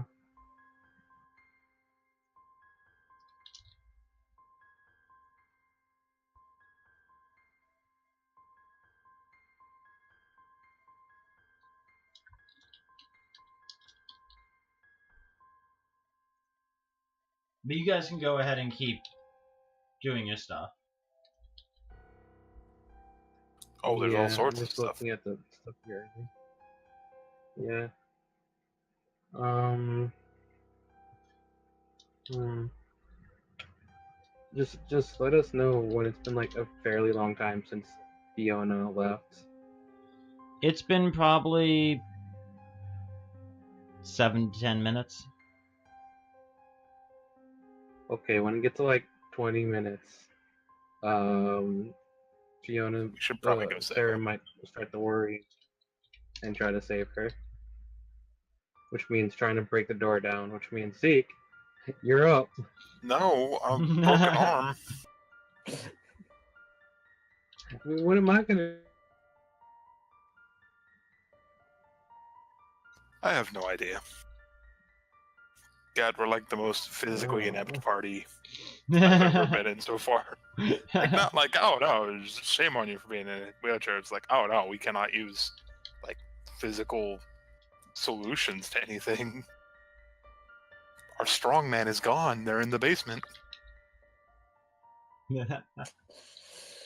She's doing her best. Alright, there you guys go.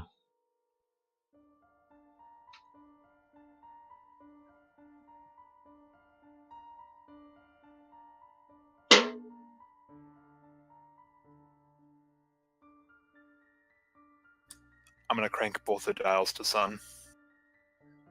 You're gonna set them to sun on the top? Mm-hmm. Alright. Draw shape. Can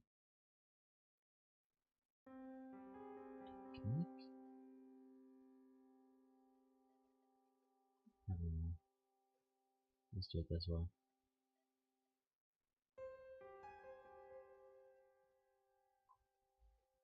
Yeah, sure. We'll do it that way. Just with It's easier than moving everything around. Yeah.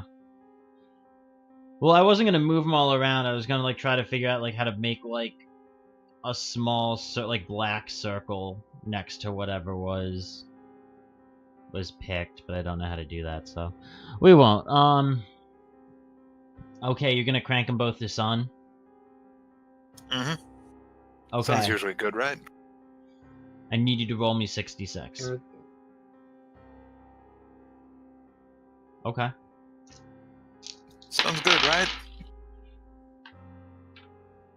Okay. You reach forward, pulling the right-hand dial, kind of taking hold of that knob and trying to turn it. It doesn't really move. You pull on it a little bit and it pops out from the wall slightly, separating with this small hiss of what sounds like just pressure and air releasing. You try to turn it. It doesn't really turn. It doesn't work. You walk over to the left-hand dial, try to turn that one. It doesn't turn. But as you pull that one and hear that same kind of hiss and release of pressure, you also hear a small click. And you are able to begin turning the left-hand dial.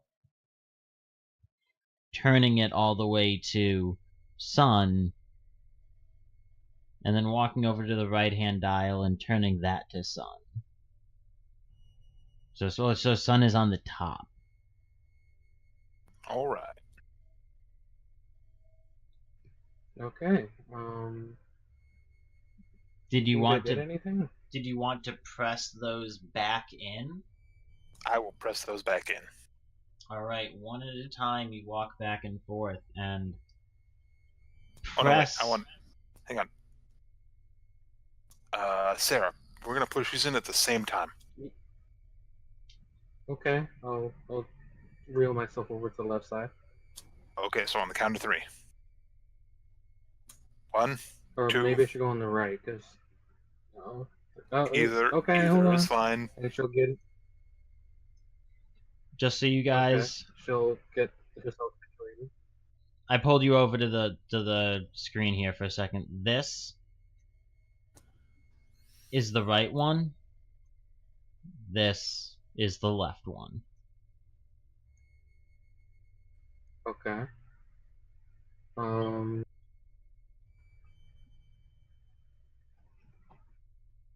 One side that, like, because he only has access to one hand, so I don't know if it's more convenient for him to go on the other one.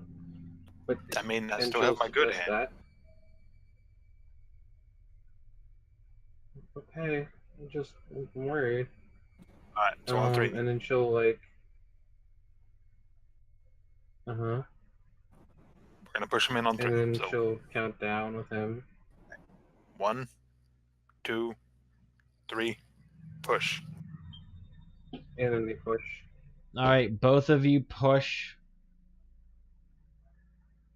And you can both feel just a slight resistance as you push the dials back into the wall, hearing another small click as they lock back into place. As they lock into place, which one of you is pushing the right-hand dial? I think that's me. Okay, you notice this first. The room is very quickly starting to become colder by a noticeable amount. And as you look over, it also became dimmer, light-wise. And you would notice this first as you look at the fireplace. The fire in the fireplace, the normal flames, have been replaced with pitch black fire that seems to radiate an absolute freezing temperature. Okay.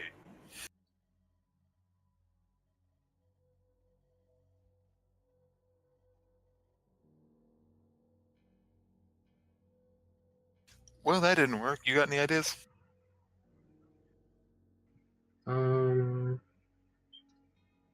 How about we do a sword and a blood drop, maybe? Oh no, maybe we do the stuff that's on the symbol. A black cloud and then a blood drop. Black Cloud and Blood Drop. Are you sure about this? No, not at all. I mean, I ain't got any better ideas. Let's do this.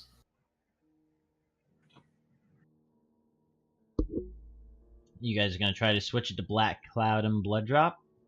Yep. Okay. Yeah. As you guys reach up and touch the dials, who's reaching up and touching their dial first? I'll reach up and touch my dial first. Sarah. I need you to roll me. Okay.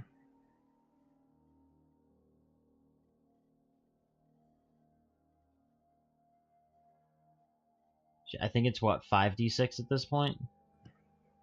Yeah. Yeah.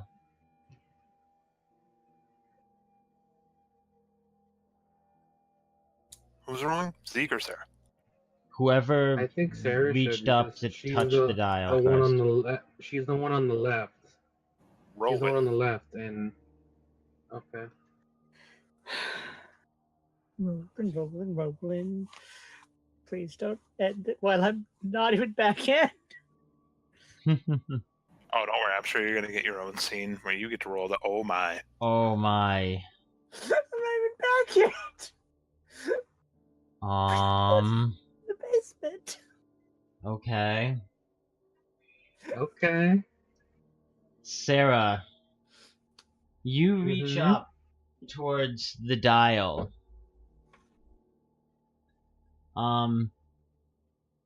As your hand is nearing the dial, you feel just this frigid cold radiating off the wall where the dial is. As you reach up and your fingertips of your pointer and your ring finger touch the dial, you feel a sharp pain in the tips of your fingers. Quickly Okay. pulling your hand away from the dial, looking at your fingers, the tips of your fingers are now pitch black, frostbitten. Oh no.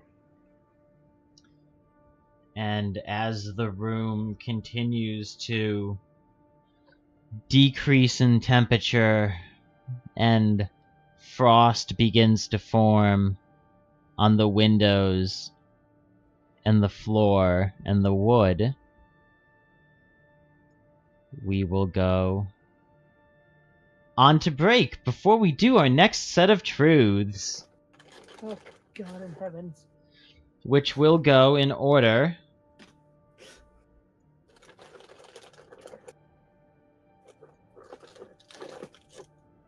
Me, Sarah, me, Fiona, and we are alive. Oh, cheesy crazy. So, guys, I do hope everyone who has been watching so far has been enjoying this. This has been a lot of fun and has gone super well so far today. I've been very, very happy with how this has gone. I'm going to throw us on over to our Be Right Back screen. And, guys, we will be back in about 15 to 20 minutes, and we're sure going to try to finish this today, but we may end up with, like, 2 or 3 candles left for a final conclusion at some point. But guys, we will see you when we are back from break. Jesus fuck.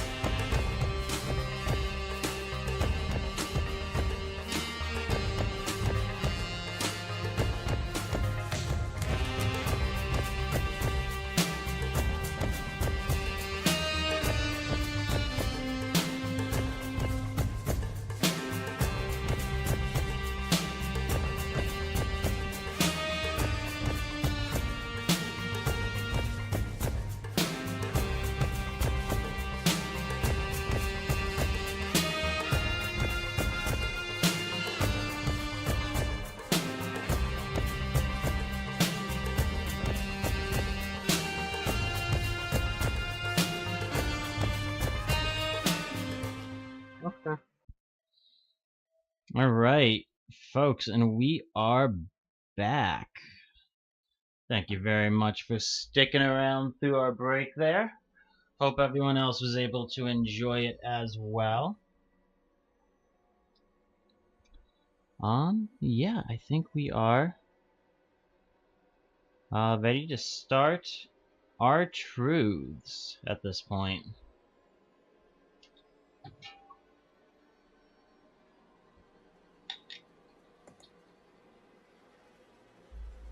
All right, who was going first? That would be me. Let me take a look here.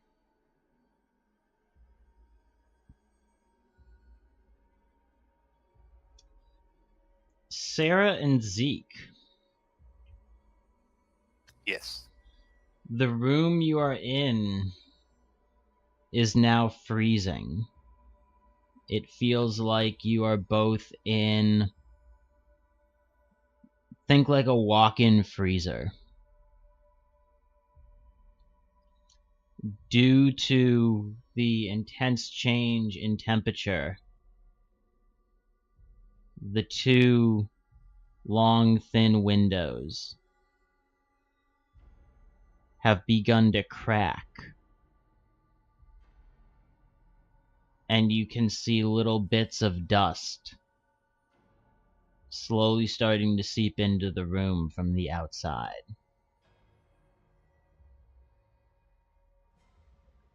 God damn it. Sarah. So I wasn't sure what to do, and I was thinking back. So I was thinking that that mirror that's in the house, somewhere in this house that we don't know where it is yet. It's more than just any old mirror, and I don't mean just by its being old and fancy. This mirror is a I don't want to say portal, but like the pathway or something. Just something else. Okay.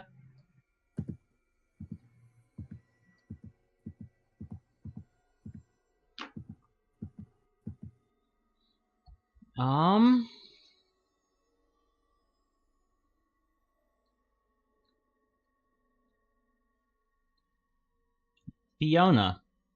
Mm-hmm. It took you a good 10 to 15 minutes of descending down these stairs before you finally reached the bottom. Yes. Somewhere along the way, the old rickety wooden stairs have changed into hard, what feels like some kind of hard carved stone steps. And as you reach the bottom, there is a single shade lamp hanging from the ceiling, and a door in front of you that is cracked ajar. Mm-hmm. And Fiona, what is your truth?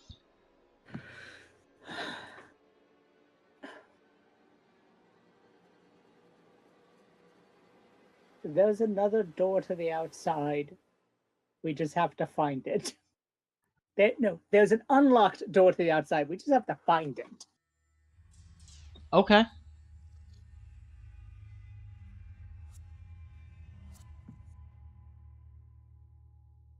Alrighty. Bring you all back to the map. We're alive. How many? Yeah, that's the final one. Yeah, and Every time. We are very bad at doing I it. thought Zeke. 3, I thought 2. Zeke had to do one. Never got around to Zeke. Yeah. It never does, because there There were only are- 4. There aren't enough candles. Oh. Okay. Yep. Yep, we are running out of them. 3, 2, 1. We are alive. We are You're alive. alive.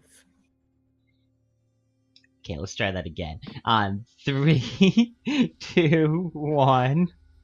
We And are we alive. alive. We Yeah. are alive. He sounds so unsure of Don't this. understand how this is so hard. Oh no, like this, getting everyone to say "and we are alive" in unison is the single hardest part of this game.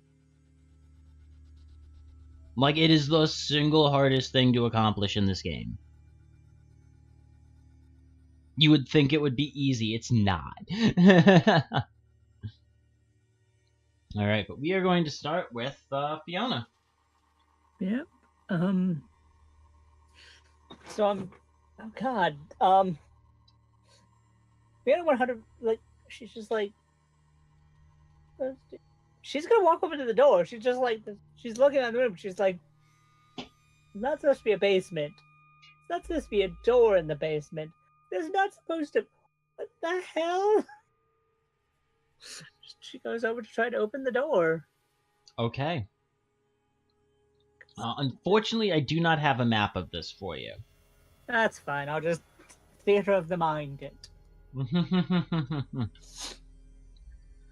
You open the door in front of you.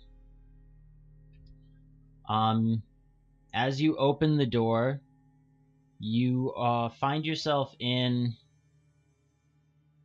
a large open room. There seems to be a table, a couple of chairs off to one side. There are 3 large windows running along the left-hand side of the room. You notice, looking out them, that you're overlooking the lake. The sun is shining outside. Albeit that's a little bit awkward for you since it was just like 1 in the morning. No bit. The sun is shining, there's no fog, no dust. You also see, continuing to look around, there are no lights in the room. At least not the lights you're used to. There are what look like old-fashioned chandeliers, a couple of them hanging from the ceiling in the room, with lit candles on each of the whatever the fuck they're called. Instead of chandeliers. Sconces. Sconces. They're called what? If they're on the Sconces? walls, they're sconces. Awesome. See, this is the benefit of having a player that knows stuff at your table. Yeah. Even if the GM doesn't. Awesome. It's like scone, but with an extra C. Also, man, has anyone ever had a good tasting scone? I I've have. never had a scone. They're delicious. Never. Never had one. Never? Oh, that's so unfortunate. Not one that tasted good. They were all rock hard, super dry. Like eating flour with a little bit of fruit sprinkled in it. Ugh.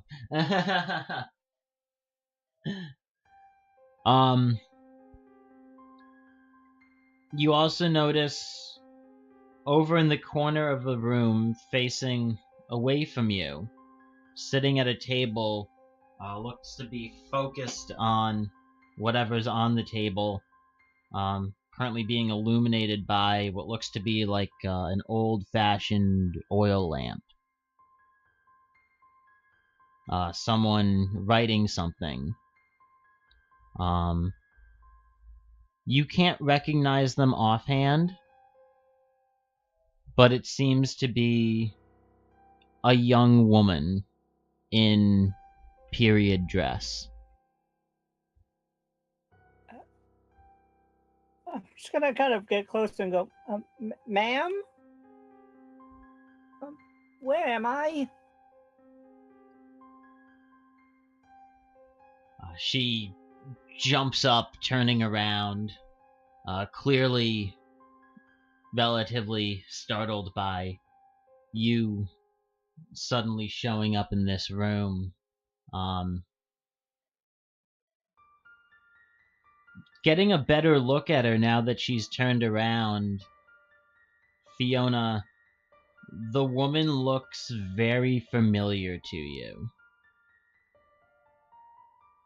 Mom?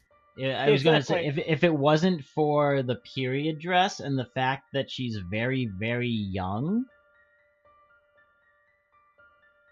you would almost say that it's your mother. But there are differences. Nothing that you can put your finger on. But there are enough differences that make you feel like they're not the same person. Okay. I was about to say, she just kind of like waves very awkwardly, like, hi? How are you and where am I? What? How did you get out? Where did you come from? Upstairs. Well, up those stairs. She points back where the stairs were, at least. She gives you a really weird look. Yeah, And that's she about how I feel. keeps backing up towards the door a little bit that's behind her. There's no upstairs here. As you look around and look back to the door where the stairs were, you see the door leads to a hallway. I'm gonna be honest with you. There wasn't a downstairs previous from the upstairs, so everything's a little new, and I don't know what's going on. Also, this is gonna be a very weird question. What year is it? She's giving you one of those looks. I know. I'm positive it's happening. Fiona's just kind of like, I don't know what to do right now, so I'm just gonna continue talking. She kind of pauses for a second before quickly reaching for the door and pulling it open and running through it. You hear her yelling for someone called Roland. You know what? You fucking know what? I'm following her. I'm just gonna walk through the door. Okay, you head over to the door, pulling it open. You find yourself out on a back patio of a fairly nice one-story wood house right up against the lake.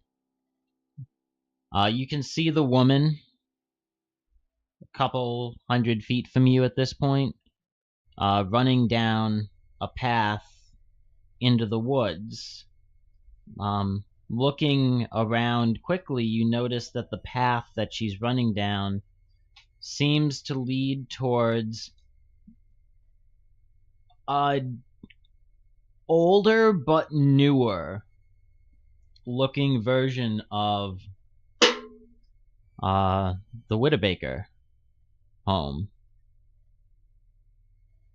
Oh, okay. I'm gonna walk towards the Whittabaker.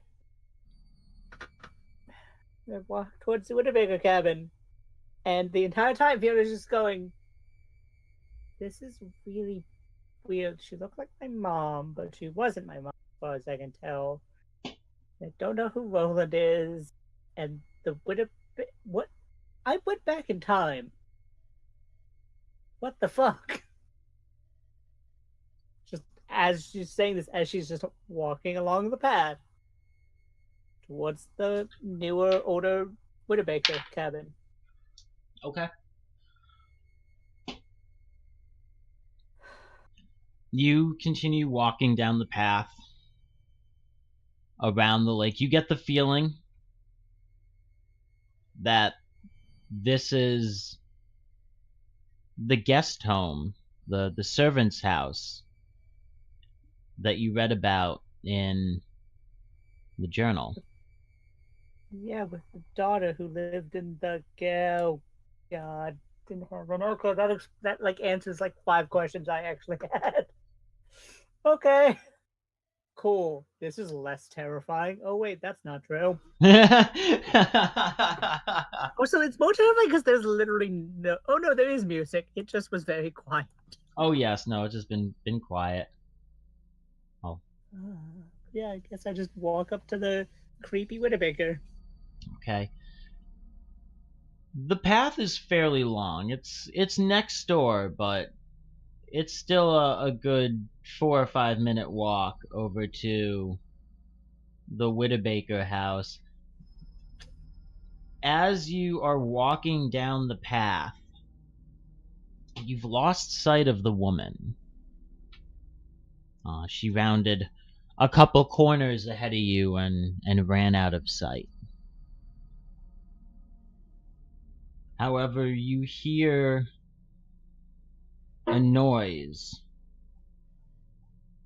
Sounds like the rustling of leaves and the sound of feet coming from the woods. Maybe just not too far into the woods, off to the side of the path, but far enough that you can't quite make out who's there.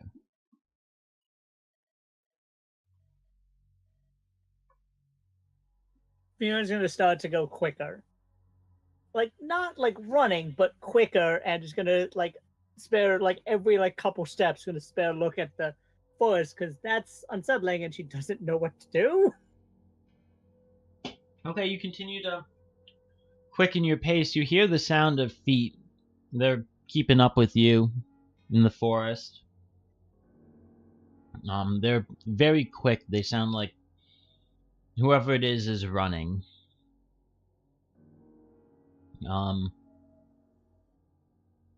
You realize following the path pretty quickly that whoever it is or whatever it is that's running through the forest is going to end up intersecting with you on the path Slow down probably just enough. about 100 yards. Yeah, slow down just enough that they'll cross the path before I cross the path. No, they would intersect with the path more or less when you arrived there. Oh, okay, so I couldn't go slower so they would get there quicker. I mean, you can. Yeah, that's what I was... You're not particularly far away, but... Well, yeah, no, my main plan was, like, to find out what the heck it is that's running through the forest before it slams into me. Okay. As you slow down, you hear the sound of feet in the woods continue, and you keep moving forward. The feet have already outpaced you at this point. Yeah. And you're about 30 feet away. Sorry, about 30 yards away when a young girl runs out from the forest and onto the path. Do I recognize the girl? The girl? Yeah. You don't. Things have happened. But she looks at you and waves and starts running over. I'm gonna wave back and go, "Hi. Who are you?" I'm having a very bad day. The girl's gonna make her way over to you, smiling, kind of skipping. I'm Jezebel. Who are you? We don't really get many visitors out here. No. My name's Fiona. Today's been a very weird day, and it's only gonna get weirder, I'm sure, at this point. Yeah, not many. Not many? Well, not many. I'm assuming she doesn't get many guests. No. I'm just echoing. Why were you running in the woods? Well, I live out here. I love playing in the woods. Yeah, they really look like they'd be a lot of fun to play in. Yeah, she looks like she was having a blast. Yeah. Yeah. Especially with how close you are to the lake. Yeah, I like to go swimming in there, but my parents tell me not to swim out too far. They say the lake can be dangerous. Ah. Well, I don't really know where I'm going. Do you want to lead me to wherever you were going? Just, safety and numbers in the woods and all. She kind of gives a laugh. The woods aren't dangerous. Let me take you up to the house. I'm sure the Whittabakers would love to meet you. I'm sure they would love to meet me. Yes. And she starts running down the path ahead of you. Every now and she's easily keeping ahead of you, but every now and then she'll stop and kind of turn around and wait for you to start to catch up. Yeah, I'll be as quick as possible while following. Okay. Eventually, Jezebel leads you up to the front door of the mansion. You see her open it and run inside. And you hear her voice call out, Mr. and Mrs. Whittabaker, there's someone here to see you.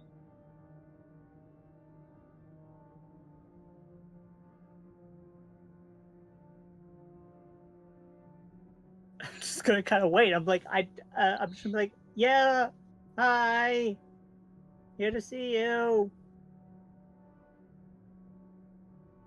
Fiona realizes how awkward she sounds. She's like, this is really awkward. I just met my mom as a kid. What the fuck? And, there's no reply. There's the chirping of birds. The sound of the wind. No noise of someone coming to the door, though.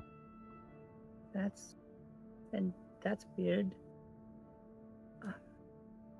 Jezebel. Is it weird that no one's coming to the door? Jezebel's not with you. She's inside. Oh, I thought she was with me. Okay, so I guess I'm just kind of... I'm standing in front of the door because I'm being polite. I'm not entering someone's house without their consent. Like a vampire. I just kind of am looking in through the door if the door is open. If the door is closed, then I'm just kind of standing at the door. Door's open. Yeah, It looks like a fairly normal inside of a period home. There's a nice foyer area with a long hall. There's a door off to the side and some other doors that are all closed.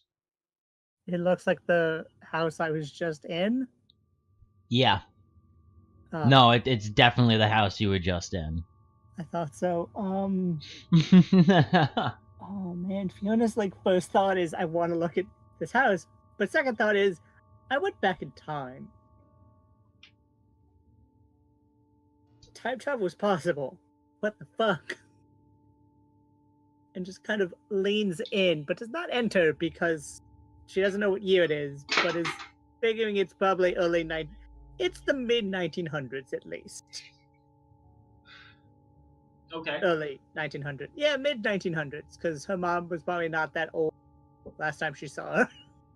I'm just gonna kind of lean your head in the door and look around. Just lean my head in and look around, see if I see anything. Okay, it sounds like you can hear people talking from inside of this room. Yeah. This second door here, you see is slightly cracked.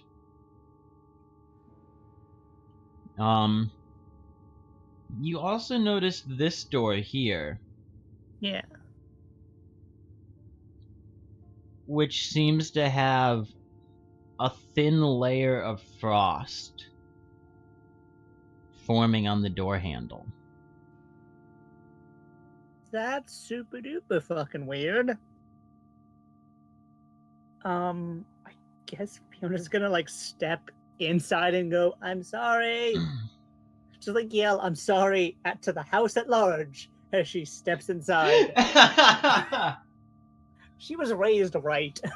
Well, as you step inside, you see a woman step through this door and begin making her way down the hallway towards you. Is it the woman I saw earlier? Looking, it's not the woman you saw earlier.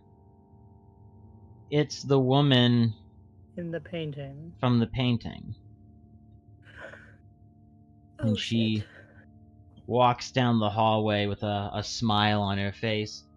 "Oh, welcome! Welcome, yes, Jezebel told us we had guests. I'm sorry, Yeah. it took us a couple minutes to finish getting ready to welcome someone. We don't get many guests out here. What are you doing? This far out into the woods. Like there's not more than Not lost. 15 people out here in this town." I got lost on my way, and I ended up here. "Oh, well, where were you off to?" I was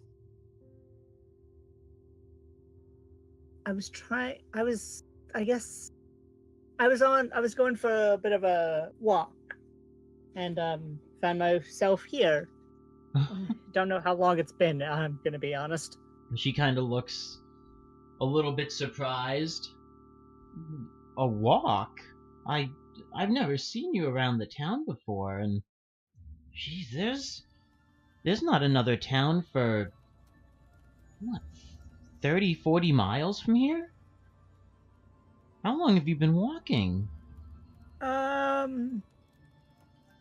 I don't have a watch, but I'm gonna say a long time. "Oh, well, come in. Let me make you something to eat." And she begins gesturing for you to head down towards the kitchen with her. I follow. The frozen door is weird enough, but meeting your wait. Meeting your great grandmother is weirder. That's just my theory at this point. My current theory. Oh, I mean, God, if that's what like, Fiona's thinking. that is 100%. Fiona's like, wait a second. So if that was my mom, then maybe that was her mom, which would mean that would be the daughter. Oh God, that might be my great grandma. Okay, what the heck is going on? You walk down to the kitchen. She opens the door. You notice there are a few things different than last time you were in the kitchen. The phone is no longer there. At least not the counter phone that was there when you were last in here. It's now this very old-fashioned rotary phone. Oh, my new fashion for them. Yeah, it's a very new-fashioned rotary phone for them. There's also a radio. What's it playing? It's currently off. Oh man, that was so helpful for timing. It's totally off right now. When she steps in, you see her reach under the cabinet here, pulling out a few supplies as she gestures for you to take a seat in one of the chairs. Yeah, I'm gonna sit in this chair. That's not the right thing. I was on blue, so I'm gonna sit there. Okay. You sit down in the top chair, and she continues working on preparing a meal. Well, you must be so hungry. It must have taken you ages to get out here. Yeah, I don't remember where I left my stuff. You lost well, where was the last place you saw it? Last place I remember seeing it was at the town. I last thing I remember before I ended up here was the sheriff's office.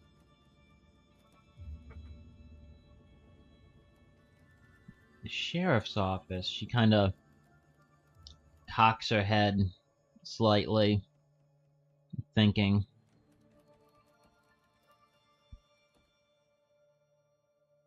Oh, you must mean the lawkeeper's office. Yeah. He's such a nice man. Yeah.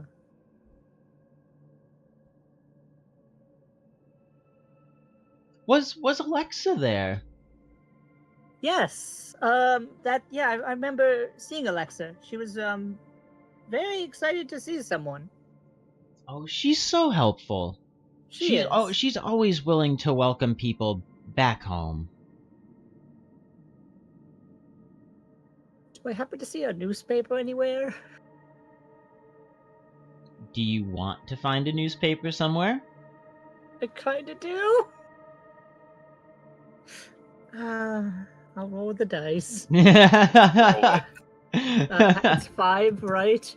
It's 5. Oh God! All I have is my hope, which is trying to figure out what's going on. And I think all I've got right now is that there's some time warp. There's some weird time thing going on with the cabin. I don't think I can use my hope for. No, hope has to be declared before you make your roll, and I would say you still probably need maybe you still need some RP to really figure out exactly what's going on. Yeah. You can probably work towards it in your next scene. Yeah, while I'm slowly trying to figure out what happened this time. Okay. That's such bad luck too. Yeah. Oh, fucking 33331. I don't have anything to use. Oh no. Okay, well. You guys are down to 4 dice now, and I'll conclude the scene. Fuck. I wasn't expecting this to end yet. No, me either. I was looking for a fucking newspaper.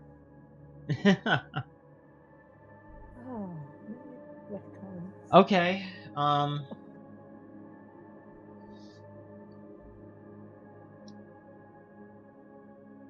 Fuck. God damn it, I should have looked for a newspaper, apparently.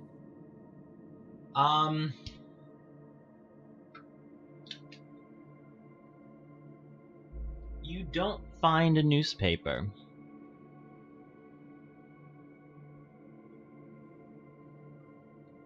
But as you're glancing around, the woman who you assume is Mrs. Whittabaker comes over and hands you a plate of food.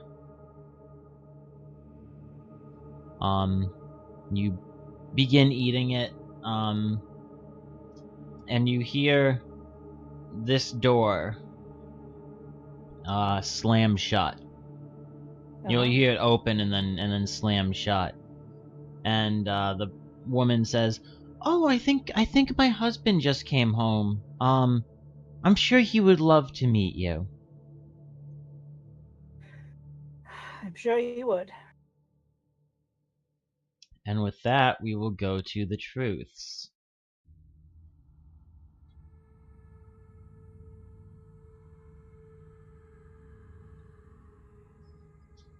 The truths for this round will go in the order of me, Fiona, Zeke, and then we are alive. Sorry, Sarah. So- oh, Jesus. That's fine. Oh.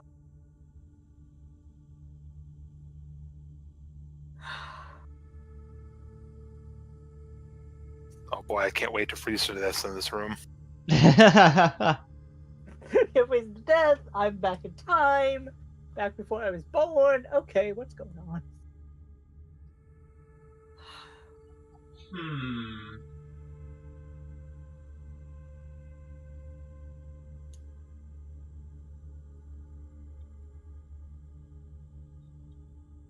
These things are true.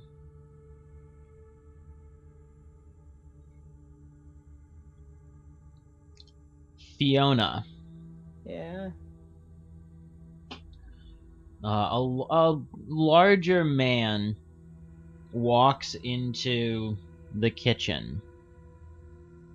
Upon walking in, you recognize him as the man from the first painting.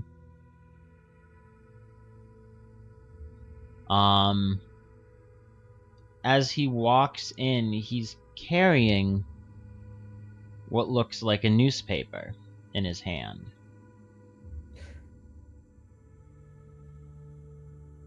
However, as you watch him walk in, he places the newspaper down on the counter and then turns around, walking over towards you, his wife looking from him back to you as well. You notice as they both look towards you, looking away from the newspaper, the very corner of the newspaper begins to flicker with light. And you watch as flames start to flicker up from the newspaper, as the newspaper pretty quickly burns away, not leaving any trace. Fiona! Just gonna scream quietly. And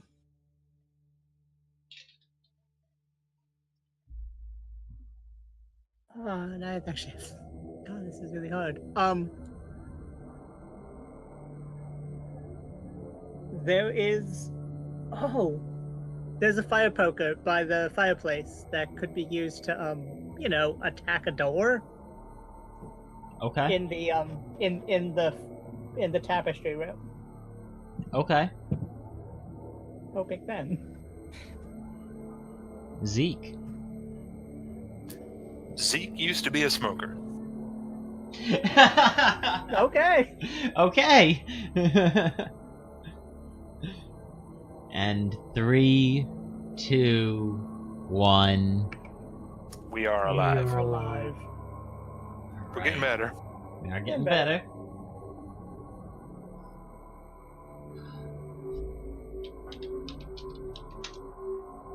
Alright, we will start off with Zeke and Sarah. Okay. You are in this room. Sarah, We're you still on just... the candles page. Oh. There we go. You guys are in this room. Sarah, you just tried to touch... You guys both turned them to... sun. You tried to... The room started to get cold. Wait, I tried to turn it to black cloud, and then bad things happened to me. Yeah, Yeah. you guys turned it to sun. The fireplace turned black. The room started to get very cold. You tried to touch the dial to turn it to something else. The tips of your right hand, middle, and ring finger are now frostbitten completely through. The window's cracked, and dust is seeping in. What the fuck? She's All right, gonna let's get like out door. wheel herself back and like end up near the table. Like I'm gonna freeze to death. What is wrong with this place?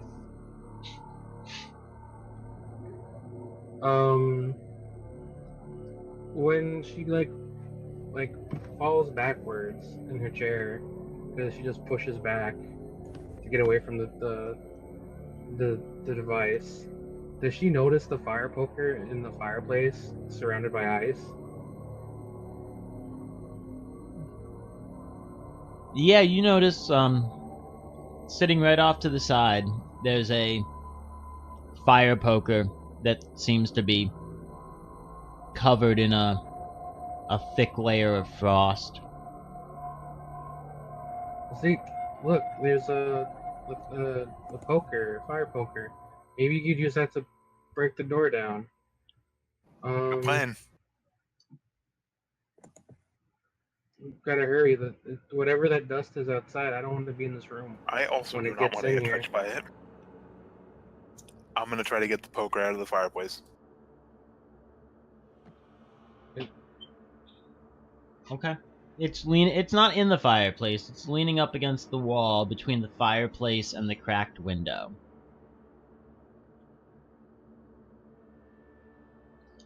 So you walk over and pick up the fire poker covered in... Okay.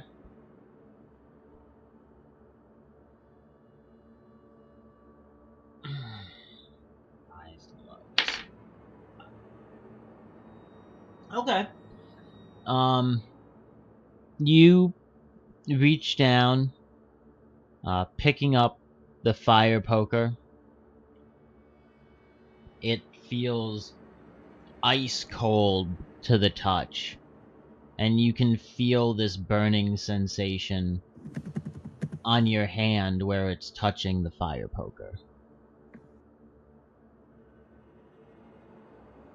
Alright, I want to throw it at the door before I have to drop it.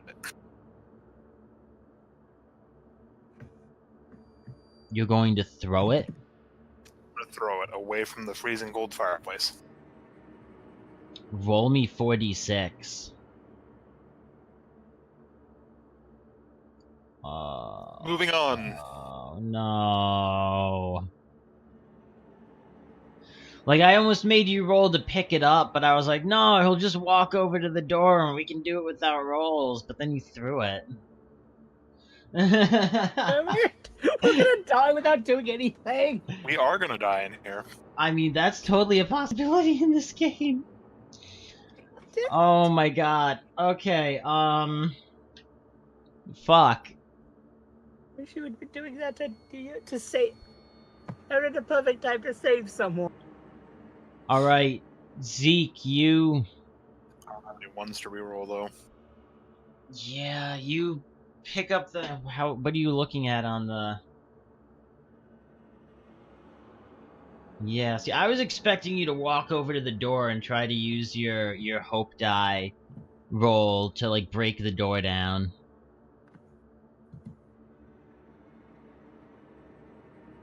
You reach down and pick up the fire poker, covered in this thick frost, and you feel this burning sensation on your hand from the cold. And as you hold it and lift it up, you also feel a different sensation. It's like almost this numbing sensation on your hand. It almost feels tacky. And as you whip your arm forward, letting go of the fire poker, rather than sailing towards the door, it catches, having been stuck to your skin. After That's your less good. after your body heat melted some of the condensation and it adhered it back to this frozen metal fire poker.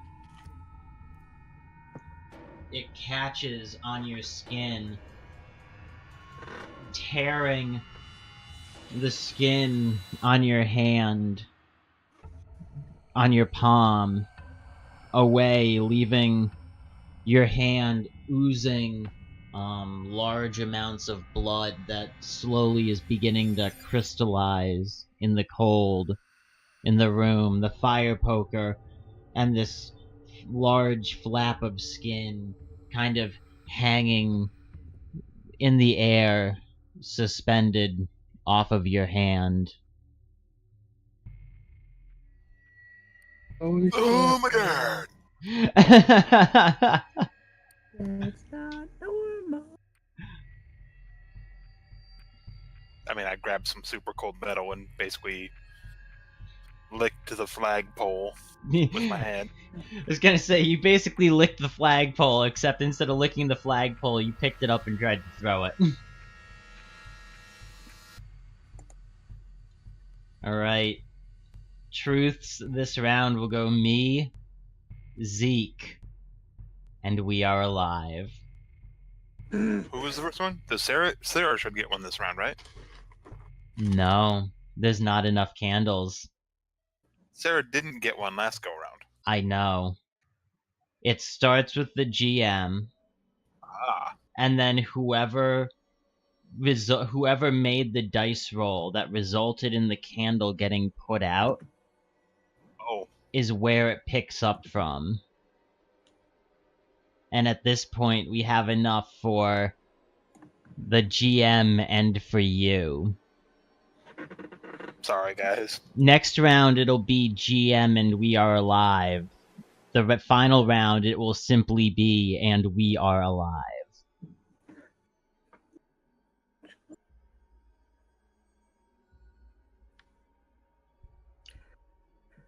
Alright. Oh man, I'm running out of truths. Zeke. And Sarah. Sarah, you can definitely see this happening. Zeke, as you try to throw the fire poker and it catches, ripping the flesh from your hand, leaving exposed tendon and muscle and bone. You see the blood running from your hand, falling onto the ground. Unlike the blood that's on your hand that's crystallizing, this blood is not crystallizing. And it seems to be slowly running its way towards the wall. I was gonna say what screen? Yeah, towards the wall where the dials are. I'll bring you guys over to the screen so I can show you. The blood that's dripping onto the ground is kind of snaking along the ground over to this wall.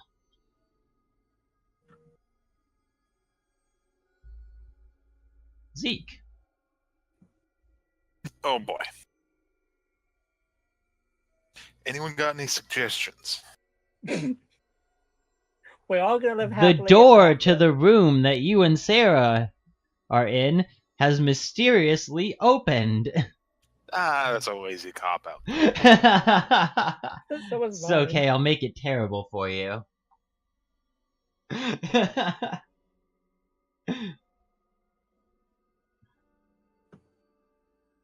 The cold is cracking the walls of the house and has splintered the doors in their frames.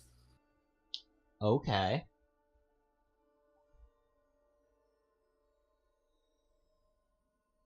Three, two, one.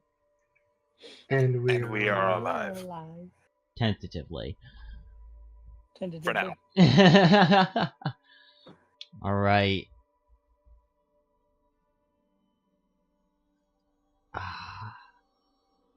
We're gonna pick back up with Sarah and Zeke. Okay. Sarah, you just watched Zeke try to throw this fire poker at the door, and rather than flying to the door, it's now kind of suspended in midair, connected to his now flayed, bleeding hand by this large flap of skin that's frozen to the fire poker. How is Sarah feeling? Shocked, horrified. Oh my god, panicked. Like, his hand is just destroyed because he tried to throw a fire poker. And now she's like, why would you try to throw it? What is wrong It was with too you? cold to hold. Also, oh my god, my hand!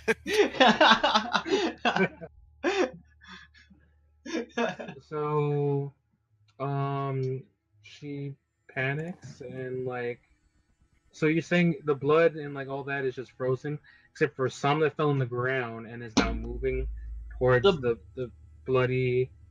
The blood faded that's on inscription? his hand or like dripping down his arm is very quickly crystallizing and freezing. Any of the Okay. blood that's gushing out of his hand that's falling to the floor is staying liquid and is starting to snake its way back and forth across the floor over to this wall. Okay, that's not helpful at all. That is scary. Holy shit. I don't know what to do in this situation. I can't do anything to help him because I don't have, like, the door seems like. Do I notice the door has been like cracked? Yeah, not only do you notice that the doors have cracked, but you also notice the walls have cracked. The stone settings in the fireplace have cracked. The floor and the walls of where you know the stairs are have cracked. And the windows have also begun to crack more. There is now small, thin rivers of dust flowing into the room. Okay. Is there any way for me to like ram the door? I guess. Hopefully, trying to like I that makes that. I don't feel like that's gonna do anything. But like, she's out of options, and her only like source of help has like Maimed himself. yeah. Twice. Alright, Sarah, I need you to do something for me. Uh huh. I don't really got any hands that work left, so I need you to reach into my jacket and grab the lighter. We're gonna burn the tapestry. No. At the very least, it'll keep us warm. So is Sarah going to stand up and reach into Zeke's pocket for the lighter? No. Am I stuck in place? I can walk over to her. I'm wondering if Sarah's planning on freezing to death in this room without ever utilizing the fact that she can walk now. Oh yeah, that. That's She's been in a thing denial. for a couple of scenes. She's in denial. It's like no, it can't possibly happen. She's going to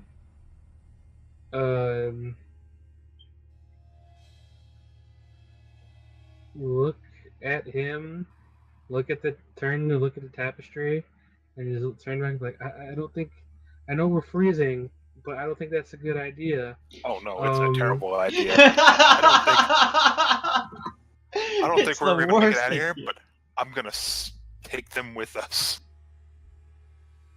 Burn it out of spite. So what? She has like an internal conflict, and it's just like, Okay, don't get shocked.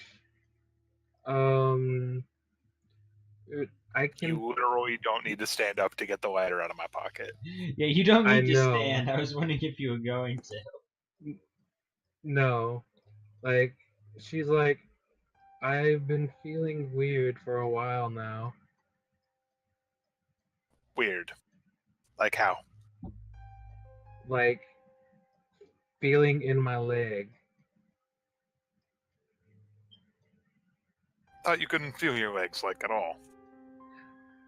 Yeah, that was a thing, and now I can feel them. So I'm not sure. Um, maybe I can like, I don't know, use the wheelchair to bash the door in if I could actually manage to stand up. Um, because like at her mind is like, oh no, that tapestry should not be burned. Oh, I'm going to burn Um, that tapestry. I know you're going to burn that tapestry.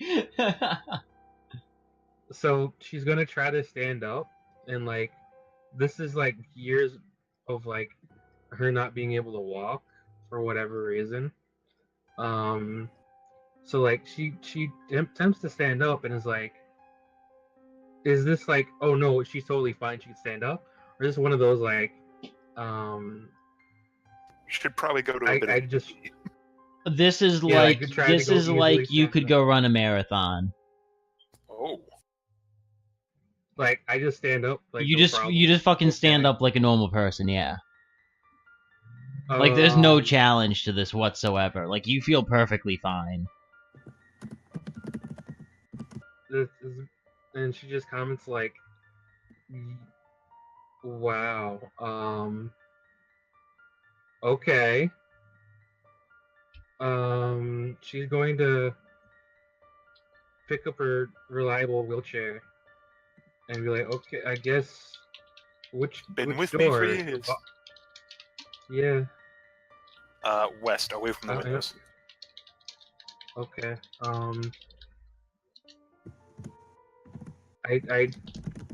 I pick up. Can I like take the tapestry with me? You probably can since your arms still work. That is true. That is very true.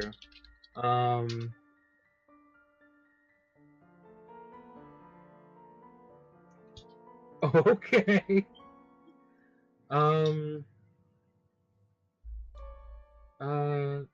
She turns to and then walks over to the door with the wheelchair, and I'm going to attempt to like use it as a bashing implement to just get that door out of the way. Okay, when are you carrying the tapestry?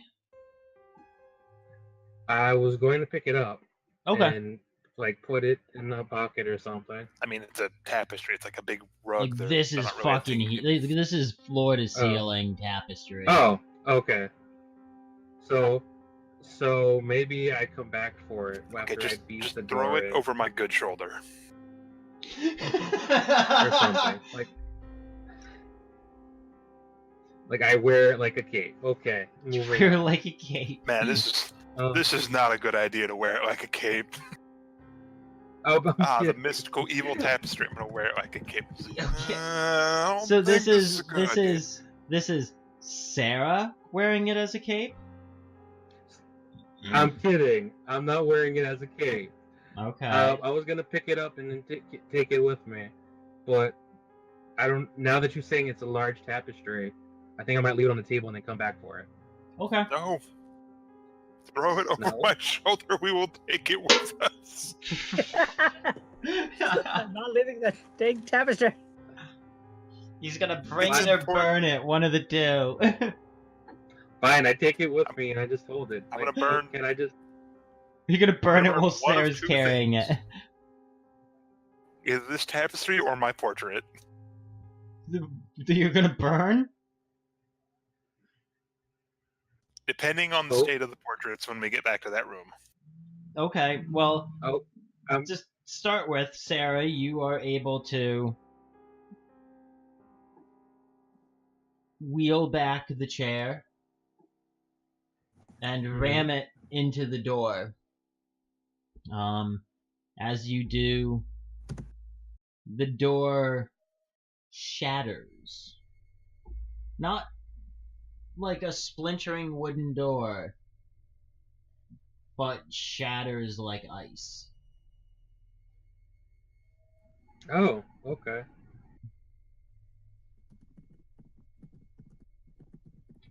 Uh, she does it. She turns around and is like, okay,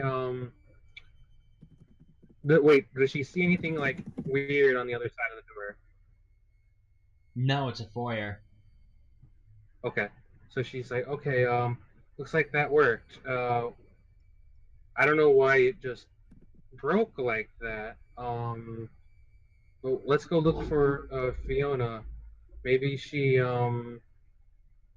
She said she heard something in the basement, right? yeah, maybe we can go and do that. I'll carry the tapestry with me as I leave my trusty, sturdy wheelchair on the ground next in the doorway, like in the foyer. Thank you, Lord. Huh? Thank you for carrying the tapestry. Oh, no problem, Happy.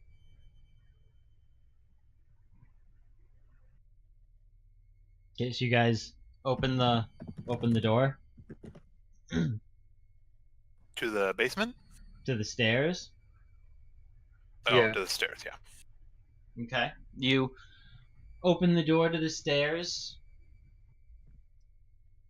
They're a normal, rickety, winding set of stairs going up to the second floor of the house. There's a hole in one of them from where Matthew broke through and tripped. Why did we stop calling him Matthew? I do not know.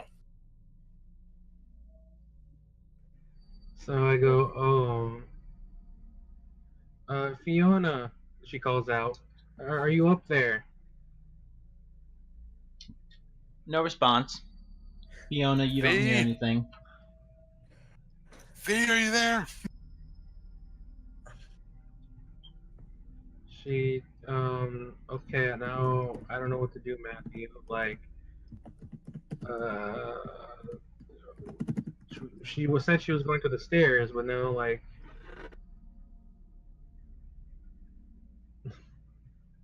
I, I, I don't know. Alright, well, you can walk, so let's go up the stairs. Okay, you guys are gonna go upstairs, We are going to go upstairs. carrying the tapestry. Carrying the tapestry. Okay. You guys slowly make your way up the staircase. It's very steep, very narrow. Not a very safe staircase. You guys make your way up and find yourself on a small landing. There's a hallway in front of you that bends around to the right. The window at the far end. Can't really see anything out of it, just the black of the night outside the house. Is it still cold up here? It is not. It has not been excessively cold since you left the room. In fact, after Laura broke down the door, you noticed the temperature in the room begin to increase at a fairly rapid pace.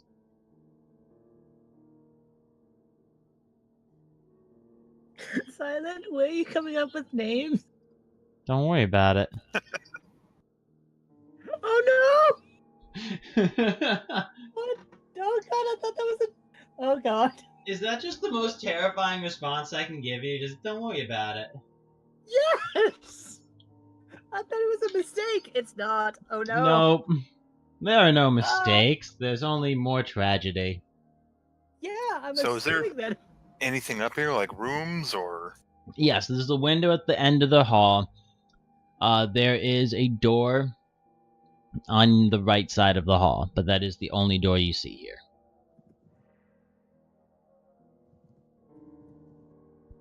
Let's go open that door, or at least somebody with functioning hands. Please go open that door. Okay, I'll do that. I'll walk over and attempt to open the door. Okay. You open the door. It swings open with a loud creak. You find yourself looking into a fairly large room. Seems to have been a bedroom at one point. There's an old bed frame, dresser up against one wall. Seems to have a pretty thick coat of dust on it. As you open the door, it hits against the wall. And as it does, you hear a small click. As the door kind of shudders a little bit and locks in place, open. And a small rope ladder falls right at the top of the stairs from a small hatch that popped open. Leading to an attic? Leading up.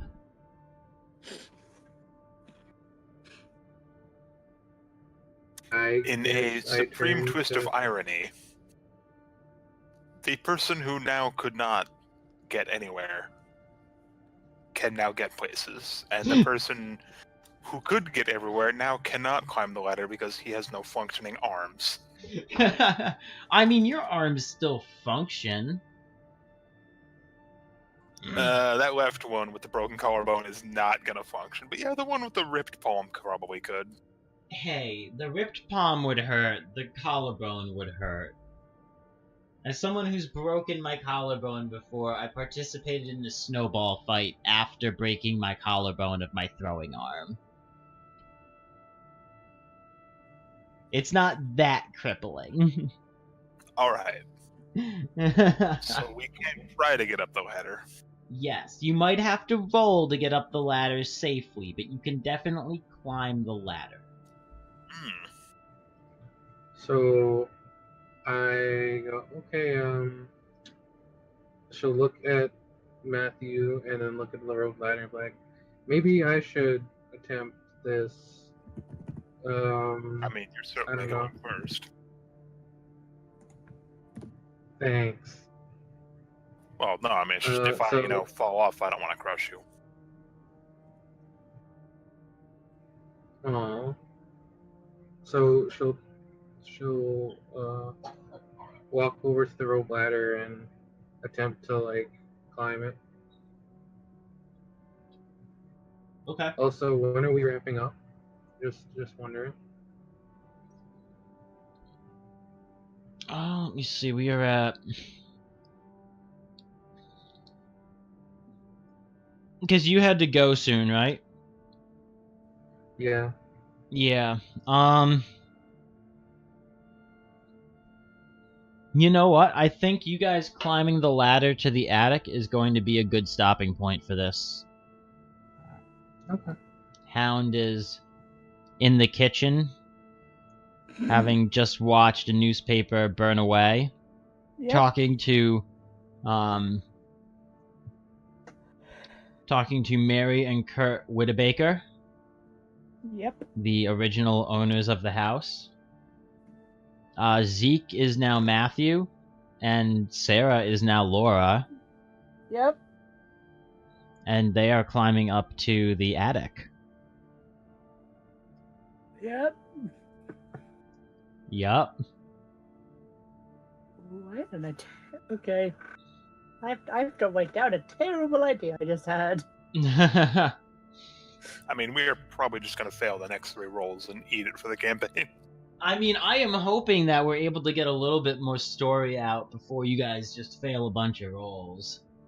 We are not doing well at the rolling recently. No, the past couple of scenes have kind of abruptly ended with a failed roll and a lot of potential story lost. I'm sorry. Well, no, I mean, that's not your fault. That's kind of the trope of how horror movies go. That's why horror movies have all those crazy plot holes in them, because it's like, well, shit, something was about to happen and we were about to learn stuff and plot was about to develop, and then someone took a hatchet and put it through this dude's head and walked away. Well, fuck. Pretty much. Or I was gonna learn plot, and then I decided to look for a newspaper. Yeah. Which is the least plot destruction thing I could think of, and then it happened. Well, like, the point was for, like, you to roll at least 1 6. So if you roll more 6s than me, you'd get to tell me what was on the newspaper. And if I rolled more 6s than you, I was gonna tell you what was on the newspaper. But then you didn't find a fucking newspaper, so I handed you a newspaper and had it burn away. Yeah, which is brilliant, and still leads to some interesting story whenever we come back to this. Well, I do want to thank everyone who did tune in to watch. Thank you very much. I do hope that you all enjoyed this session. We will be coming back for what will definitely be our final session of this next week. Again, starting at 1:30, approximately. It'll go fast. Eastern Standard Time. Yeah, it's definitely gonna go fast. We might even have time to do some PTU afterwards next week. Next week I won't be here. Time to do another one-shot. Yeah, I guess we might be doing a one-shot next week. We'll figure it out, folks. Follow me on Twitter at ShockRSP, and you can know what we're gonna be doing. Or you can go to my YouTube channel, and then you can follow the link on the YouTube channel to the Discord channel, and then you'll also know what's going on. This is a fun game. No, this is definitely a fun game, and when it lasts long enough like this to build a real story, it's a really fun game. Yeah. The only time it's really kind of awkward is when you do get, like, the first roll with 10 candles. No 6s, no 1s. Second roll is your second candle going out. Like, your third and fourth roll, take out the third candle. Whereas it's like, there's not enough time for a story. Like, I've had games of 10 candles where I've literally been unable to, like, following traditional rules where someone writes down something about the antagonist, the them, the they, and hands it to me to dictate what I am throwing against the party, which we didn't do in this one. Like, I've had scenarios of 10 candles play out where I was never able to introduce the they. Oh. The party couldn't pass a roll. Oh, that's terrible. Oh yeah, no. Like, one dude's character died because he, like, OD'd on cocaine. Oh god. Wow. Yeah. It was like, it had nothing to do with the story. It was just like, no, my dude's a drug addict. He has just a stash of coke.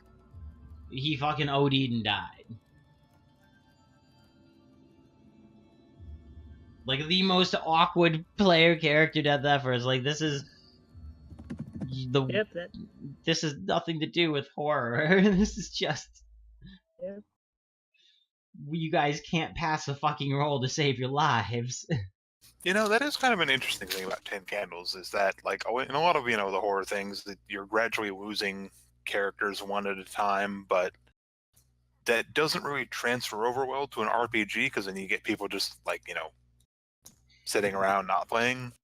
Yeah, things like Dread, where your character gets removed when the Jenga tower falls. I mean, like, if you have, like, just a bad pull,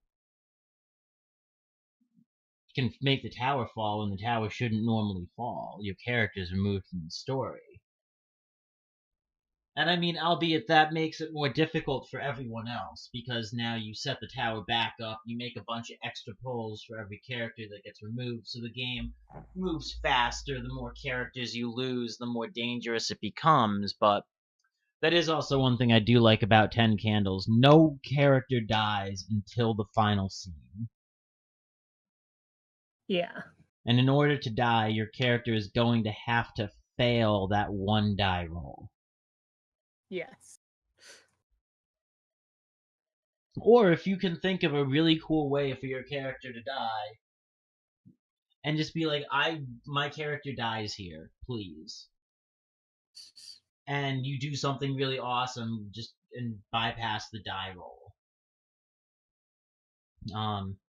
I know one of the ones that really sticks out to me for something like that would be when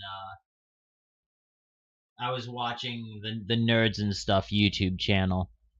They were doing a playthrough of 10 Candles, and they were doing the last boat module.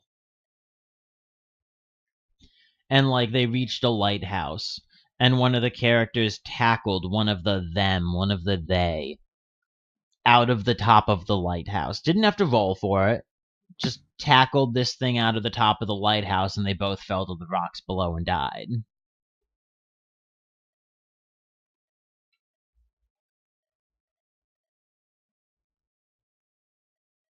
But no, I do like the fact that everyone stays alive until the end of the game. Then you all die. There is no survival, but everyone is alive for the whole game, so everyone can participate, which I think is relatively important in a game like this. Yeah.